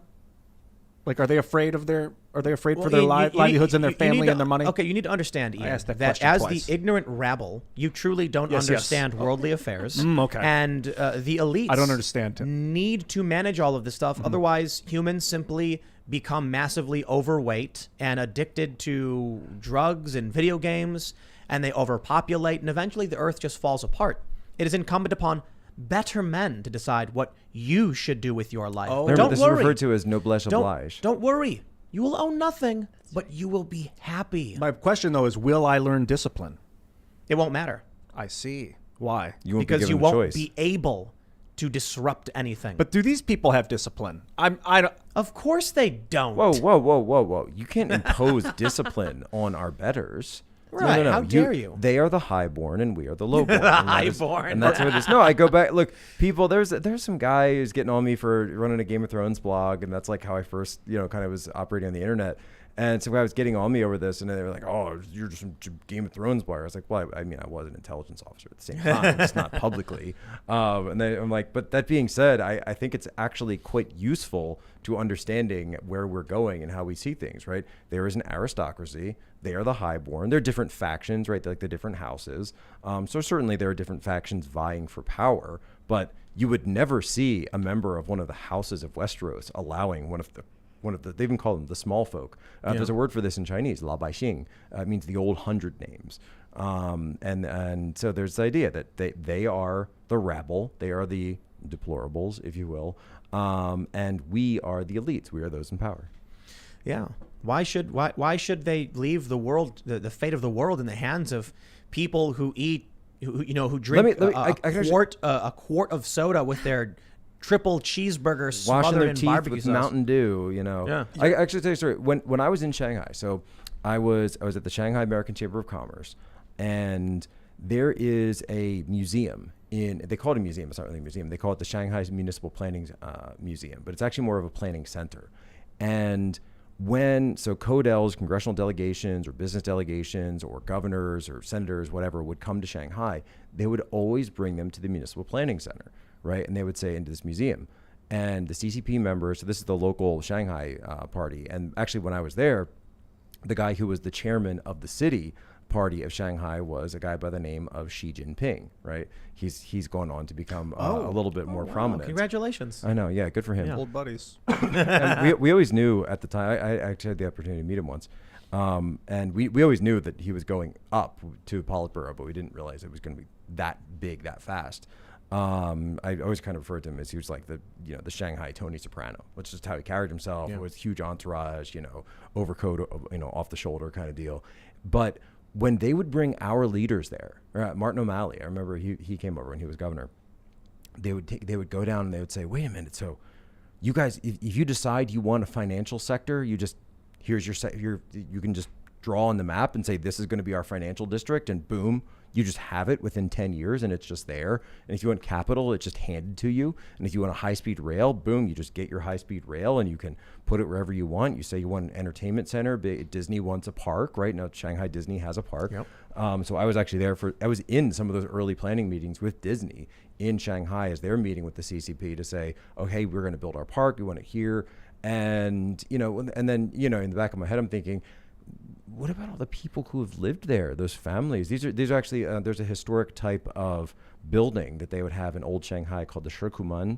And there are these really cool, like interlocking houses and sort of like housing units where you'd have a courtyard and then around it, people would go. And then so people could meet, the kids would go in the courtyard and like older couples would kind of hang out there, sort of like watch over the kids, teach them things. And then if there were these communities, and it was all stone, right? And I was like, well, what's happening with all them? What about all those that are there? Wiped out, destroyed, demolished. The people eminent who live domain, there, do they give them money or anything? No.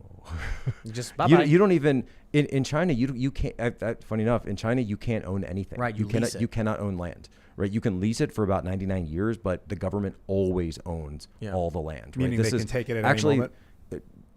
it is theirs. It's already theirs. Oh. Actually, the word communism in Mandarin, gongchanjuyi, literally means public propertyism. Right? If you translate it directly, gongchan, it means public property. So private ownership is the opposite of communism. Dude, a little aside, have you guys ever heard or played Romance of the Three Kingdoms or read the novel? I've read the novel, yeah. From 1600s, Luo Guangzhou Right. wrote Yeah, it. yeah, And, yeah. one of the heroes is Liu Bei, who's this guy who wants to restore the Han Dynasty. The emperor has fallen, and all these warlords are vying for power. But this one guy who's kind of the moral hero of the story wants to restore the old empire, and they make him this like massive hero. And I'm realizing this is this is propaganda, man. This is imperial propaganda. We're supposed to love the Han. Have you ever watched Hero with Jet Li? Negative. Look, That's well, spoiler. That's kind of the ending. what they've realized He's a is rebel that, who then joins the Empire at the. It's like Luke Skywalker joining the Emperor at the end, I wanna killing watch his that. friends. Yeah, you know, what's it called? Hero? Hero with Jet Li. Li. So I'll watch anyway, that. point He's being, great. just Watch it to finish off my story though, are all the American leaders that would come through Shanghai, they would say, "This is great. Yeah. This is awesome. How do I get this? I want that. I want to bring that to the U.S." Right? They weren't going over there and learning and teaching China how to do things. They were going over there and saying, "Hey, I want this back home. Yeah. We need some of that. Authoritarianism We is- need more of this. We need these people with their little lives. They're just in our way. We're going to tell them what's what. We're going to get this type of control." And that's exactly what started to happen. But let's ask the audience with super chats if you have not already. Smash that like button. It is greatly appreciated. Subscribe to this channel. Share the show with your friends and go to timcast.com. Become a member. We will have a members-only podcast coming up around 11 or so p.m. But let's read some of these super chats and take questions. Beginning with Turk Longwell says, Tim, before Twitter banned me for loving America, I once got a Poso bump from him retweeting me. Sadly, it only lasted for a month. Still, thanks, Jack. There you go. Well, you're very welcome. And if you're worried about bumps in the night and you're worried about your sleep, the best way to be knowing that you have an upgraded sleep system is by going to mypillow.com/Poso and using promo code POSO. The Giza Dream Sleeps are on, knew it. There you go. right I now. knew it. Yeah, I told you I have the slippers, right? Actually, they're downstairs. I got them. I Great. got them for my dad. They're I got them good. for my dad for Father's Day. He won't take them off. Yeah, He wears them everywhere. They're legit good. All right, Brandizzle says, please Google preparing for a hurricane and take a look at the suggested guidelines. I think you will find it informative. I've seen it. That's right. Yeah, it says get vaccinated. What? Oh, wait, what? Yeah, for Wait. COVID. Yeah. Yeah. From, All right. from the wow. Well, 'cause, you know. Yeah. All I'll right. have to look at weird. that. Real weird. All right, let's see what we got. Alexander Dominguez says, this is different than the U.S. going to the Middle East. The people of Cuba overwhelmingly want the U.S. there. Help us end communism in our country. What if Cuba became the 51st state? It's like Puerto Rico and Guam. I love the idea from a distance without knowing much about it. I don't know You know, why. so there's a lot of talk about it. It'd, So, it'd be a Republican. I mean, you don't have to go back very far to the 1950s. 1959 is the revolution, but you don't have to go back far. Even in the musical, what is it, Guys and Dolls, right? There's actually a scene in there where they just fly from New York to Havana, and he takes this girl on the date. Sky Masterson takes her out on this date. And so it was just seen as like a place you could go in the Caribbean very easily. And so there was actually talk of, funny enough, the Confederacy was talking about conquering Cuba at one point and turning Wow. it How and fun. using that as a redoubt in a very, kind of an eerie sort of like mirror version of what happened with Taiwan and China, right? They were talking about taking over Cuba and making that a Confederate state at one point. Did you see the story about the George Floyd mural? The lightning, yeah, I saw that. Let me tell you a story. So the other day, after we finished the show, Cassandra messaged me and she's like, whoa. And it's a story. George Floyd mural destroyed by lightning strike. Doppler radar confirms a lightning strike occurred in the area around 4:30 p.m. And the building is structurally sound. The building is still totally fine. It's the outer brick wall that got blown out by the lightning strike. Only the George Floyd mural. And I checked immediately. You know what I did? I checked the weather in Toledo for that day. And it was sunny all day, except for this moment where a storm gathered over the building, lightning struck the mural, and then immediately the storm dissipates. And like, when you look at the photos, you can see the ground is mostly dry, and there's like a little bit of water, like you can see the discoloration a little bit. And it's like, the weather said it was sunny with scattered clouds all day. No reported rain, yet rain forms, lightning strikes the building, and then the rain leaves. So a lot of people are like immediately saying, I'm going to go to church on Sunday this time. Well, you know what you got to say with a story like that. Holy Toledo. Dude, I've worked out. I've spent time moving the clouds. I mean, it's where bodies have electromagnetic, Ian, toruses of energy. you're not moving your the clouds. dynamo, and the clouds are also lightweight electromagnetic energy. I've had very explicit events where clouds have spun, like I was working out and the clouds start to spin and then part, and you can see the moon in a whole. I mean, we are connected to this planet in so many ways. I don't know about that. The Schumann resonance is this weird, like extremely low frequency of resonance in our Me and Jack just look at each other in like, the upper what is he talking about? magnetosphere of Earth. But I mean, lightning, I think it's more connected to human consciousness than we realize.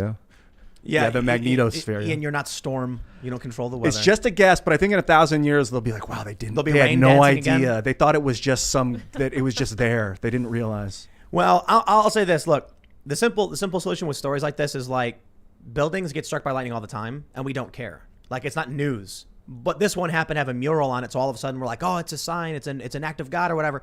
Well, I think insurance companies would call it an act of God, So their insurance will pay for it. Whether or not it's actually a sign from some divine creator, I'll tell you, it's a crazy story. There's like ancient history. Well, I mean, was there anything metallic on the the side there? What that's what I'm trying to think. brick. Like what attracted, or it's like when we take our kids to the the pool. We have a pool that we take them, but just the other day there was there was some thunder. And it was like, okay, out of the pool. Yeah. Like just straight up, get out of the pool. Does it, come in, we're going to go inside. So, I'm just wondering if there's something They've that... got the Native American rain dance. I mean, they believed they could call the rain. The ancient Chinese warriors could call the rain. Ancient societies around the world believed that there was a direct connection between human action and weather. That is the butterfly effect. Hey, how about that one? All right, Archangel says, first super chat. I love the show and everyone on it. Jack, what is your favorite Sabaton song and album? I mean, my favorite song is the Winged Hussars, obviously. Favorite hero album, probably Last Stand. I'd have to go with that. I'm still debating whether I want to go see them twice or 3 times on their upcoming tour. Tough call. All right, let's see. I can't read your name, but thanks for the super chat. Says, Tim, would you be willing to bring on Edward Snowden, Julian Assange, or Bo Bergdahl? Bring on the dissidents. Bo Bergdahl was not a dissident. Who's Bo Bergdahl? Bo Bergdahl is a guy who deserted and tried to join the Taliban. Yeah. Oh. Not great. I definitely would not put him in the same category. Yeah, Snowden and Julian Assange I'm familiar with. Bergdahl, not so much. Perhaps they meant Manning. Yeah. Perhaps they meant Chelsea I was Manning. going to say Eli Manning. I'll tell you that the Chelsea Manning story is really interesting because, when Chelsea goes into prison, coming out, the entire left-right paradigm was mirrored and completely fractured. Like, WikiLeaks was now the bad guy. So what do you do in that situation where you're on the left, you're like, go WikiLeaks, I'll support you. So the left is in this weird position where they were like pro Chelsea Manning, but anti Julian Assange. Right.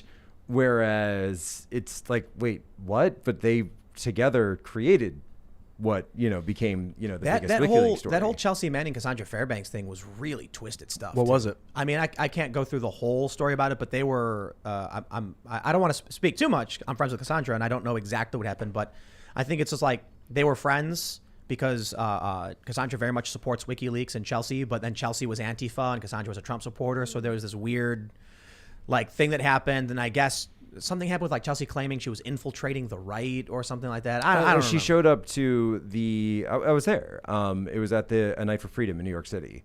I actually was the person who made sure that she had a comp ticket and was able to get in. My brother was manning the door, and I said, hey, Manning. And I said, hey, just so you know, Chelsea Manning's going to come in. I know there is some Antifa outside, but here's a photo, just so you know. Give me a call to make sure everything's cool. And we had, I think we had BuzzFeed there, and a guy who, Charlie Wiesel, who he was a New York Times writer, now he's like a Substack guy, who was there. And we had a guy from New Yorker who was there. And so suddenly it became this huge thing that, Chelsea Manning's at this event with the new right. And then Chelsea. Well, they didn't say new right. Yeah. And then Chelsea had to put out this big, oh, no, it was an infiltration operation. And I was there to, find out. And it's like, it was a public event. Like, we sold tickets. Think about there was a lot of people who's they one day woke up to find that their friends on the left had completely flipped. And I know this firsthand. I know a lot of people have experienced this. And I guess if you're moderately weak-willed, it's brain breaking.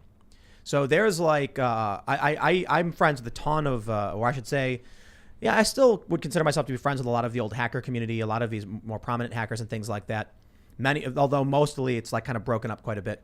The OG hackers from like the late 2000s, or I shouldn't say OG, but like some of the prominent hackers of that day, anonymous type individuals, telecomics, these people who were heavily involved, have stayed true to their principles and are still friends with a lot of people.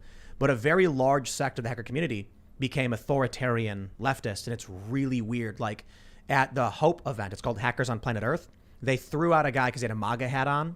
At first, the security guards were like, we don't care if you have a MAGA hat. Like the hacker community is subversive, anti-establishment. But all of a sudden, like core elements of the hacker community were very much like, oh, egad, Trump supporters. Oh, we must support the FBI and the establishment. So you have to imagine there are these people in the early, I mean, it's crazy to look back. I love referencing Rap News, I think number 6, because it was a left-wing video praising Julian Assange, criticizing Hillary Clinton, and showing Alex Jones, as a caricature, by the way, claiming the commie Nazi fascists are coming.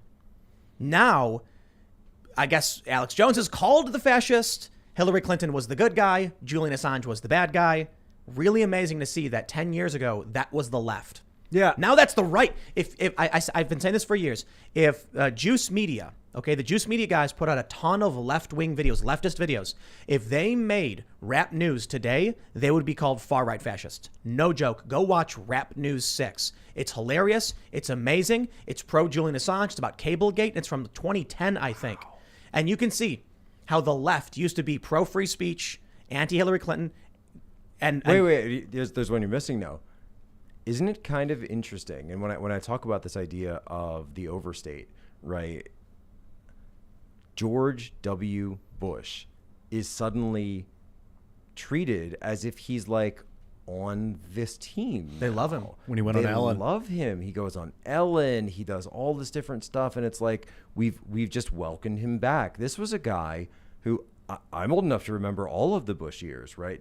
I mean, he was Hitler. Yeah. He was a Nazi. He was a war criminal. He was the guy who lied and got us into, actually did lie to get us in Iraq, by the way.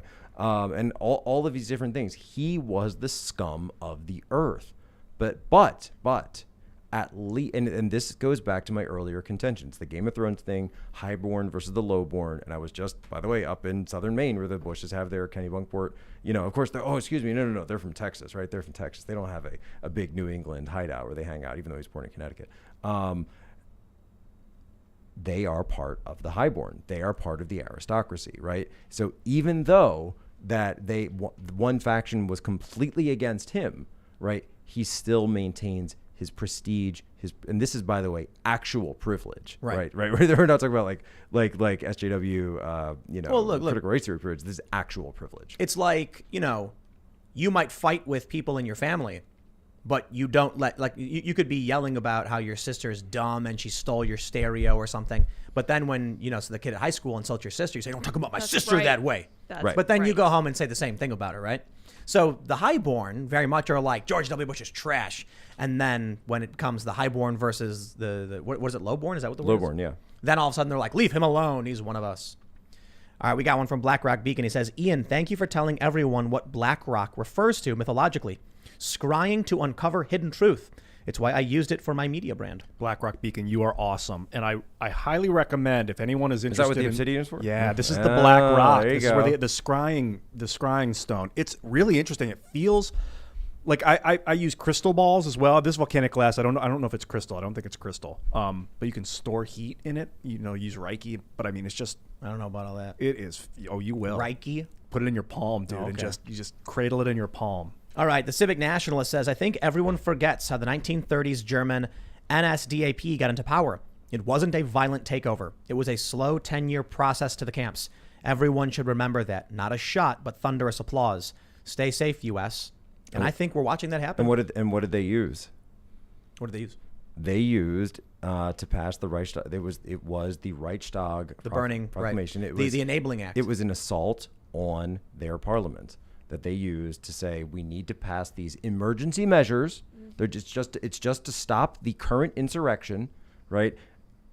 These playbooks have been played out so many times in the past. You don't need to go back. And I'm not one of those guys that you have to compare everything to the 1930s. But in that one specific instance, you can actually see it was an assault on their capital, which they used to declare emergency measures. September 11th, man, they nailed the Pentagon or whatever. The Pentagon got hit by a plane or whatever the story is. And then the Patriot Act got signed. All of our civil liberties. Essentially, that's like the enabling act of the 21st And then century. 10 years later, Barack Obama signed the indefinite detention provisions in the National Defense Authorization Act, which allows the U.S. government to effectively rendition anyone, anywhere, for any reason, permanently. So that could be you in your bed at night, just black bag like Creedy. Yeah, no, and I'll say this straight up, right? I was a guy who joined the intel community. I thought, boy, this is the way I'm saving America. I'm keeping people safe. This is the way to do it, right? You know, we have these powers, we have these tools, but we're using them against the bad guys, right? So we would never, never use this against our own people. Right? That'd be crazy, right? Right. So it's okay that the U.S. has these problems, or has these powers. Now, I'm here to say civil libertarians were 100% right on that, or really anyone who lived through the Vietnam era or understands the Vietnam era, 100% right. All right, Josh Latovsky says we should ask Elon to smuggle Starlinks into Cuba to let the people get the word out to bypass the government censorship. The one issue, currently Starlink they're sat locked, so each individual link can only connect to one satellite. Yeah, it's a bummer. So until they activate the actual satellites, it's like they're slowly implementing one at a time. What they really would need is mesh networks. Right. So with mesh networks, you can set up your own communication sphere, one that the only way the government would be able to get into it is if they have access to your direct mesh network. And if you have encryption that they can't break and you can change that up enough, I have no background in this whatsoever from the military, that essentially they'd be able to get some comms up. Or like what they were doing in Iran, they were essentially setting up how we have AirDrop, where it's this sort of like Bluetooth enabled communications. They were able to use, I forget what the app was, but it now allows you to create a text messaging within maybe like 100 meters or so that you can get something across that's not going over any network. All right, Jank Media says, Jack, are you aware of the Fat Leonard scandal from Comlog Westpac? I was stationed there and worked with lots of people 100%. involved. Wild story. What was that? I'll never forget the Lady Gaga tickets were part of that. What? Oh man, it's so hard to break this down. It's a long story. It's a super long story, but essentially it comes down in the fast way to break it down is essentially that when a ship pulls into port somewhere, the question of which company, so this bleeds into that military industrial complex, but in terms of not only domestic companies, but also international companies. When a U.S. Navy ship has to pull in somewhere, right?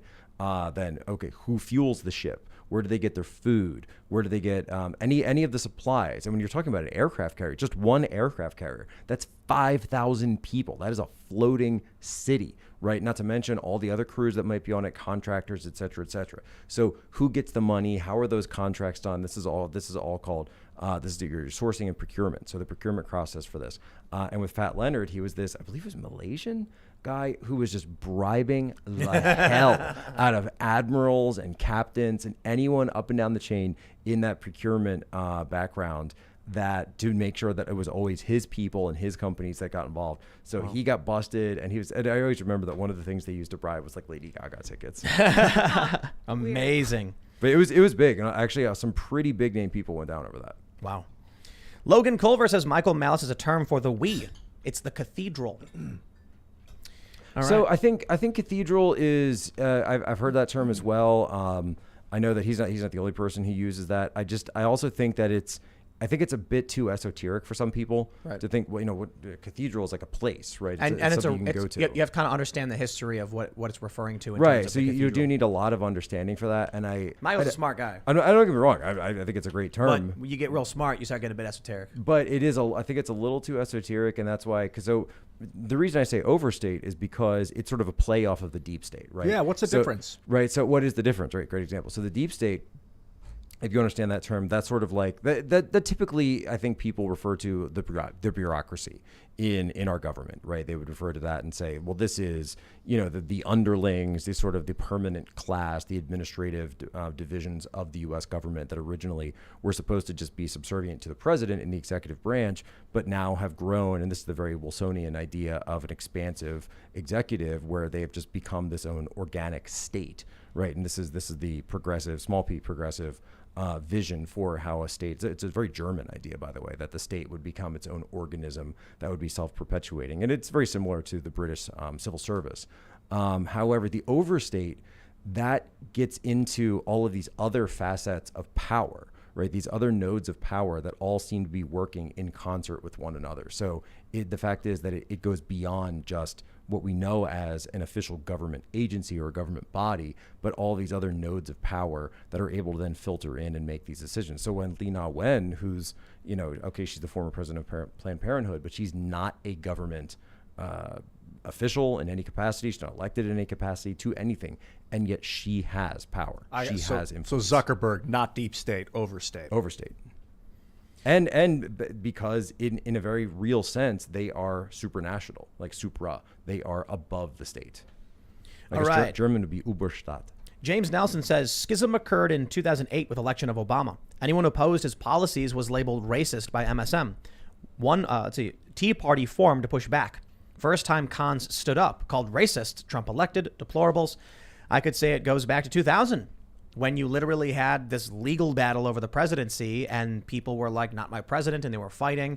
George W. Bush got in and they screamed he was Hitler and all this other stuff. Remember, selected, not elected. Yeah. That was the big refrain, selected. Hail to the thief. The important thing to understand is this all actually goes back to everything can be traced back to one simple thing. Thomas Jefferson saying that the revolution needed the support of South Carolina and Georgia. Thus, he removed the anti-slavery statements from the Declaration of Independence. And then from there, you ended up with conflict between northern states and southern states. And then the parties became the Democrats and the Republicans, which ultimately formed basically the Democratic Party existed. They were the Democratic Republicans, but then the Civil War starts. We've basically never left the Civil War. If you really look at the policies, the conflict, the political divisions in the parties, it's like, it's all. This is not in terms of parties, not in terms of regions, though, right? What I mean, no. This is not meant to be some profound statement. It's basically just everything is derivative of something. You know what I mean? When they're like, oh, it all started here in 2008. It's like 2000. Then you go back to Clinton. Then why did Clinton get elected? Why did Reagan get elected? And remember, Clinton, and this is something that I think a lot of people miss when they talk about Clinton. He was a Southern governor. That's right. Arkansas. Yep. Right. And now Hillary, remember, I don't have to move down to Little Rock, but that he was because he was seen as, and I know people are going to hit me on this for that. He was more of a centrist president, particularly after the 1994 revolution, because Newt Gingrich basically made him be more of a centrist, balanced the budget, pushed for particularly conservative, or so you would say social conservative issues of the day. Tipper Gore was pro censorship. Right. She was censoring. Remember, parental guidance stickers on all of your CD cases, and you knew if you got the parental guidance one that was the good one. That was the good version. Oh, yeah. That was the one you wanted. All right, that was Democrats. That was all Democrats. And Al Gore, Tennessee. Yeah. I fully agree with this Obama thing. I was thinking this while we were talking about it earlier. I had a lot of friends that were like ready to be radical to overturn this corrupt system in 2007. And then Obama came. We were like, this is the guy. He's going to let us do it. He's not going to stop us. It wasn't Obama. It was George W. Bush being selected. But when Obama was in, there was a moment where I realized he got co-opted when he was like Trans-Pacific Partnership, and other people didn't see it. And those people went on to become now this crazy. Wasn't there an interview like right when Obama won the Senate seat? He was asked if he was going to run for president, and he was like, maybe, or something like that. Yeah. With 2000, there was a split in the country fairly evenly. W. Bush won. Half the country said this is BS. Bush got us involved in a bunch of wars. And then they were like, Obama is that revolution. And then Al Gore would have got us involved in the exact same of course. same. I always laugh when people say, oh, Bush was... No. Al Gore would have done the exact. You don't think it was Cheney? You think it was bigger, deeper? I think it was way. It's the machine, bro. You can't. It's tempting to want to try to pin this on like one person, but it's not, right? These are power. These are power machines. These are power machines. All right. Aaron says, Jack, you convey what's happening so simply. The value of that cannot be overstated. I just dropped a podcast on how the left is dividing us in two separate nations with separate flags and anthems. Can I get a shout out for Into the Fray podcast? Hey, there you go, buddy. I completely agree. You know, the flags situation that's a direct blow, right? You can now go, and when you see houses and they have an American flag, there is a greater chance that will be a Republican, or at least a veteran who's in that house, right? And then having other flags, other anthems, right? These are huge problems when it comes to national cohesion. Absolutely. Right? It would not even have been considered when I was growing up in the 90s. It wouldn't have even been. It was beyond the pale to even conceive of such a thing. All right. Milk Reet says, hey, Tim, any chance of getting Larry Elder or Tiffany Meyer on the show? Also, what would you rate the Epoch Times and NTD News credibility-wise? Not super familiar with, I've read a decent amount of Epoch, is it Epic Times? Epoch, and I think so. Epoch? You sure it's They've not been Epic? That's how you spell Epic for like the epics of history. Yeah, I'm pretty sure it's Epic because there's a commercial where they themselves call it Epic Times. I see Epoch. Yeah. The articles I read from them have been fairly good, but I know NewsGuard says they're fake news, but not that NewsGuard is the end all be all. The articles I've seen from them have actually been pretty decent. I've been reading. So when I lived in China all those years ago, it was about 15 years, and I would say like I want to learn more about the CCP. I want to learn more about just from a historical standpoint, right? And I'd go to Chinese sources, and it would all be pro CCP. And then I would say, all right, well, let me read some Western newspapers and see what they're talking about. And that was all pro CCP. And I was digging around. So there's got to be somebody who's just talking about, like, where's all that stuff I learned about in history class? Where's the massacres of Chairman Mao and the Great Leap Forward and all these other things? Epoch Times. Yeah. I found them 15 years ago, and I was reading them and saying, like, they were the only ones who were actually just telling the truth. Interesting. All right. Lamer says, the scariest thing about societal collapse is that there is no coming back. There are no energy sources that can fuel an industrial civilization that can be reached without modern technology. We fall and we don't get back up. I don't necessarily agree. I think typically what you see with societal collapse is that many of the knowledge persists, and well, I'll put it blunt. After the Black Plague, when most of the population got wiped out, the knowledge of the technology they had remained, and they were able to then implement that, and then they flourished, and there was a renaissance and things like that. Although when the empire fell apart, a lot of that technology was lost. A lot of like how to build aqueducts and sewage and all the that. underwater cement. And we had like the Dark Ages came I was upon us. I was at this this sort of like off the book summit recently with some pretty high level people, and this one guy, he said, you know, looking at things the way I look at things is it's kind of interesting where it seems like all the people who are in power now, like it's like they've been handed the keys but not the instruction manual. Yeah. And the instruction or the memo, like you're supposed, like each generation is supposed to write a memo to the next generation, or that sort of history of like presidents writing letters to their successors, or in like National Treasure they have the president's book. You remember that's like a big, like the secrets of the country, but it's almost like the memo got lost, and so the people who are in control now just have no clue what they're doing. They've lost the memo. The memo got lost somewhere. I think it's because we're putting people in power by popularity contests. We're getting a bunch of idiots in power. No, it's just because people like them. Yeah, but it's an elite club who's able to run. You know. Right. But I mean, that's there's the politicians, and then there's the people in power. Oh. Yeah. Chris Adkins says, I have to know, how do you feel about Crowder's Change My Mind? I have never once seen him demand that someone sit down, only willing participants. It's an excellent show. It's very smart. I think he originally called it Real Conversations. Great meme. Just great, hands down great meme. Yeah. Total breakout meme. Love it. I wanted to do something, and I think we will, something akin to like Real Conversations. The goal is to interview regular people out in these different cities, not to change their minds or ours, but to literally be like, what do you think about these things? And then just show like, find someone who's conservative, like left, right, and independent, and then just have them like generally talk and do a podcast where it's like, so how do you feel about this? Wow, interesting. How do you feel about that? And just kind of keep it real, keep it raw. I'd love to do that, but maybe, you know, and then at the end I'm like, okay, but did you realize that the one that you picked was a MyPillow? It was more comfortable. All right. Hexmayer says, hey, Tim, ham radio operator here. Cuba is actively jamming the 40-meter frequency band right now. Not only did they kill the internet, but actively affecting worldwide communications to stop info. What?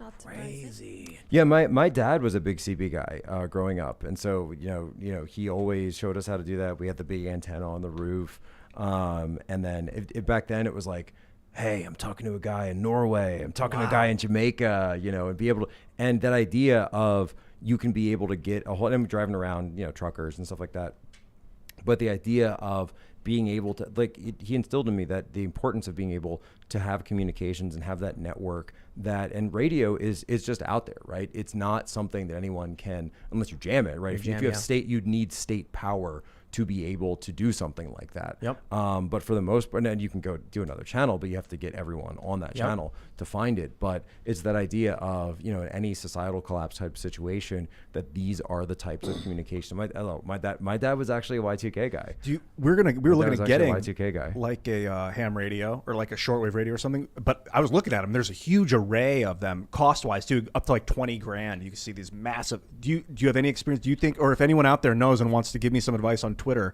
which one should I get? Because we could encode what our frequency band is. If it really hits the fan. And I will talk to my dad and we'll set it up. All right, everybody, thanks for hanging out. Smash that like button, subscribe to this channel, share the show with your friends. You can follow us on Facebook and Instagram at Timcast IRL. We got deleted from TikTok briefly. All our videos were deleted. Yep. And then I tweeted, LOL, TikTok deleted all our videos. And then a few minutes later, after tweeting it, they put them all back up. 我们非常抱歉，网友的你们的 TikTok 他们关系就是不太好的，对不起，对你们挺不理解一样。 Seconded. What did you say? We're so sorry. Thank you for the apology. And then all of a sudden, it just reappeared after I tweeted about it. I wonder if what really, I don't know. I don't know what happened. I really don't. Correlation is not causation. Well, all the videos were just gone. So think about. So wait, the videos are gone or the account was gone? No, the account was there. All the videos were gone. Wow. And then I tweeted about it. And then a few minutes or after that, like a half an hour, they all came back. Could have been a bug. Never know. No, Just a glitch. They were Mr. gone for a Poole. few hours. Just a glitch. And when another account we had tried to test upload similar content, it was also removed. Yep. And other content on the site was available still? I think it was. I think because I tweeted about it and it created a stink, and people started saying "woo," and some people were like, "We're going to write about it. We'll see what happens." Then all of a sudden, it comes back. They said what? They said woo. Oh yeah, they're like, "Woo." They said woo. Yeah. Anyway, follow. Write that down. You can follow me at Timcast. Yeah. People are like, "Why are you on TikTok?" Because we go where the culture war is happening. Yeah. It's like if there's a culture war happening, we'll send the message. It's kind of interesting when people are like, "Yeah, but TikTok is Chinese. Like, why would you? Or it's China. Like, why would you want to go? It's a Communist Party on that platform." I'm like, if we have people in China who are pro-freedom or Hong Kong, don't we want to send them messages and let them know what's happening? Guess who's Even if- listening to you on Google? And iPhone I know, and right? everything else. It's like, So, okay, look- the CIA gets you here, MSS gets you there. Well, we're just trying to make sure that we're not going to be like, I refuse to engage in this area because it's controlled by this group. Well, no. Let's flood the zone with smack talking the Chinese Communist Party. That's fantastic. Yes. So anyway, follow me personally at Timcast. And of course, we do the show Monday through Friday live. We're gonna have a bonus segment up at timcast.com. So go become a member. You want to shout anything out, Jack? Yeah. I plugged MyPillow a whole bunch. We actually are doing some. Do have a page up, so mypillow.com/poso. We're going to be putting just exclusive deals up there. One cool thing, I actually got my son. It's Bible stories. So if you're someone who's Christian, it's just Bible stories for kids. It's like a little pillow. We got him Jesus. There's like Noah, Daniel the Lion, just a bunch of cool different things. And then for all latest news, updates, etc., it's humanevents.com. Ton of stuff coming out. Working on a scoop that I can't get into too much right now. I was like halfway done it. So I think I'm probably going to finish it in the morning. But it has to do with the Department of Justice and inner city crime and what they are teaching people from the highest levels of the DOJ and the White House about this. Right on. Well, times may be confusing, but we can do this together as humans. We're extremely innovative. Technology is at our fingertips, so let's use it. And if you want to get a piece of obsidian, I highly recommend it. It's not like any other stone I've ever held in my hand. I really like it. But follow me in Game across of Thrones, obsidian is like the main mystical. Really?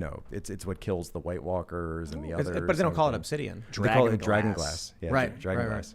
Love it. So get your piece of dragon glass. There you Follow go. me at Ian Crossland. Love.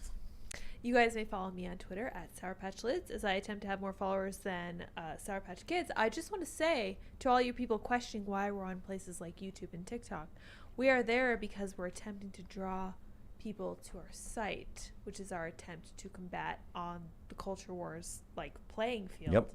To get them off those sites and to get into our own site.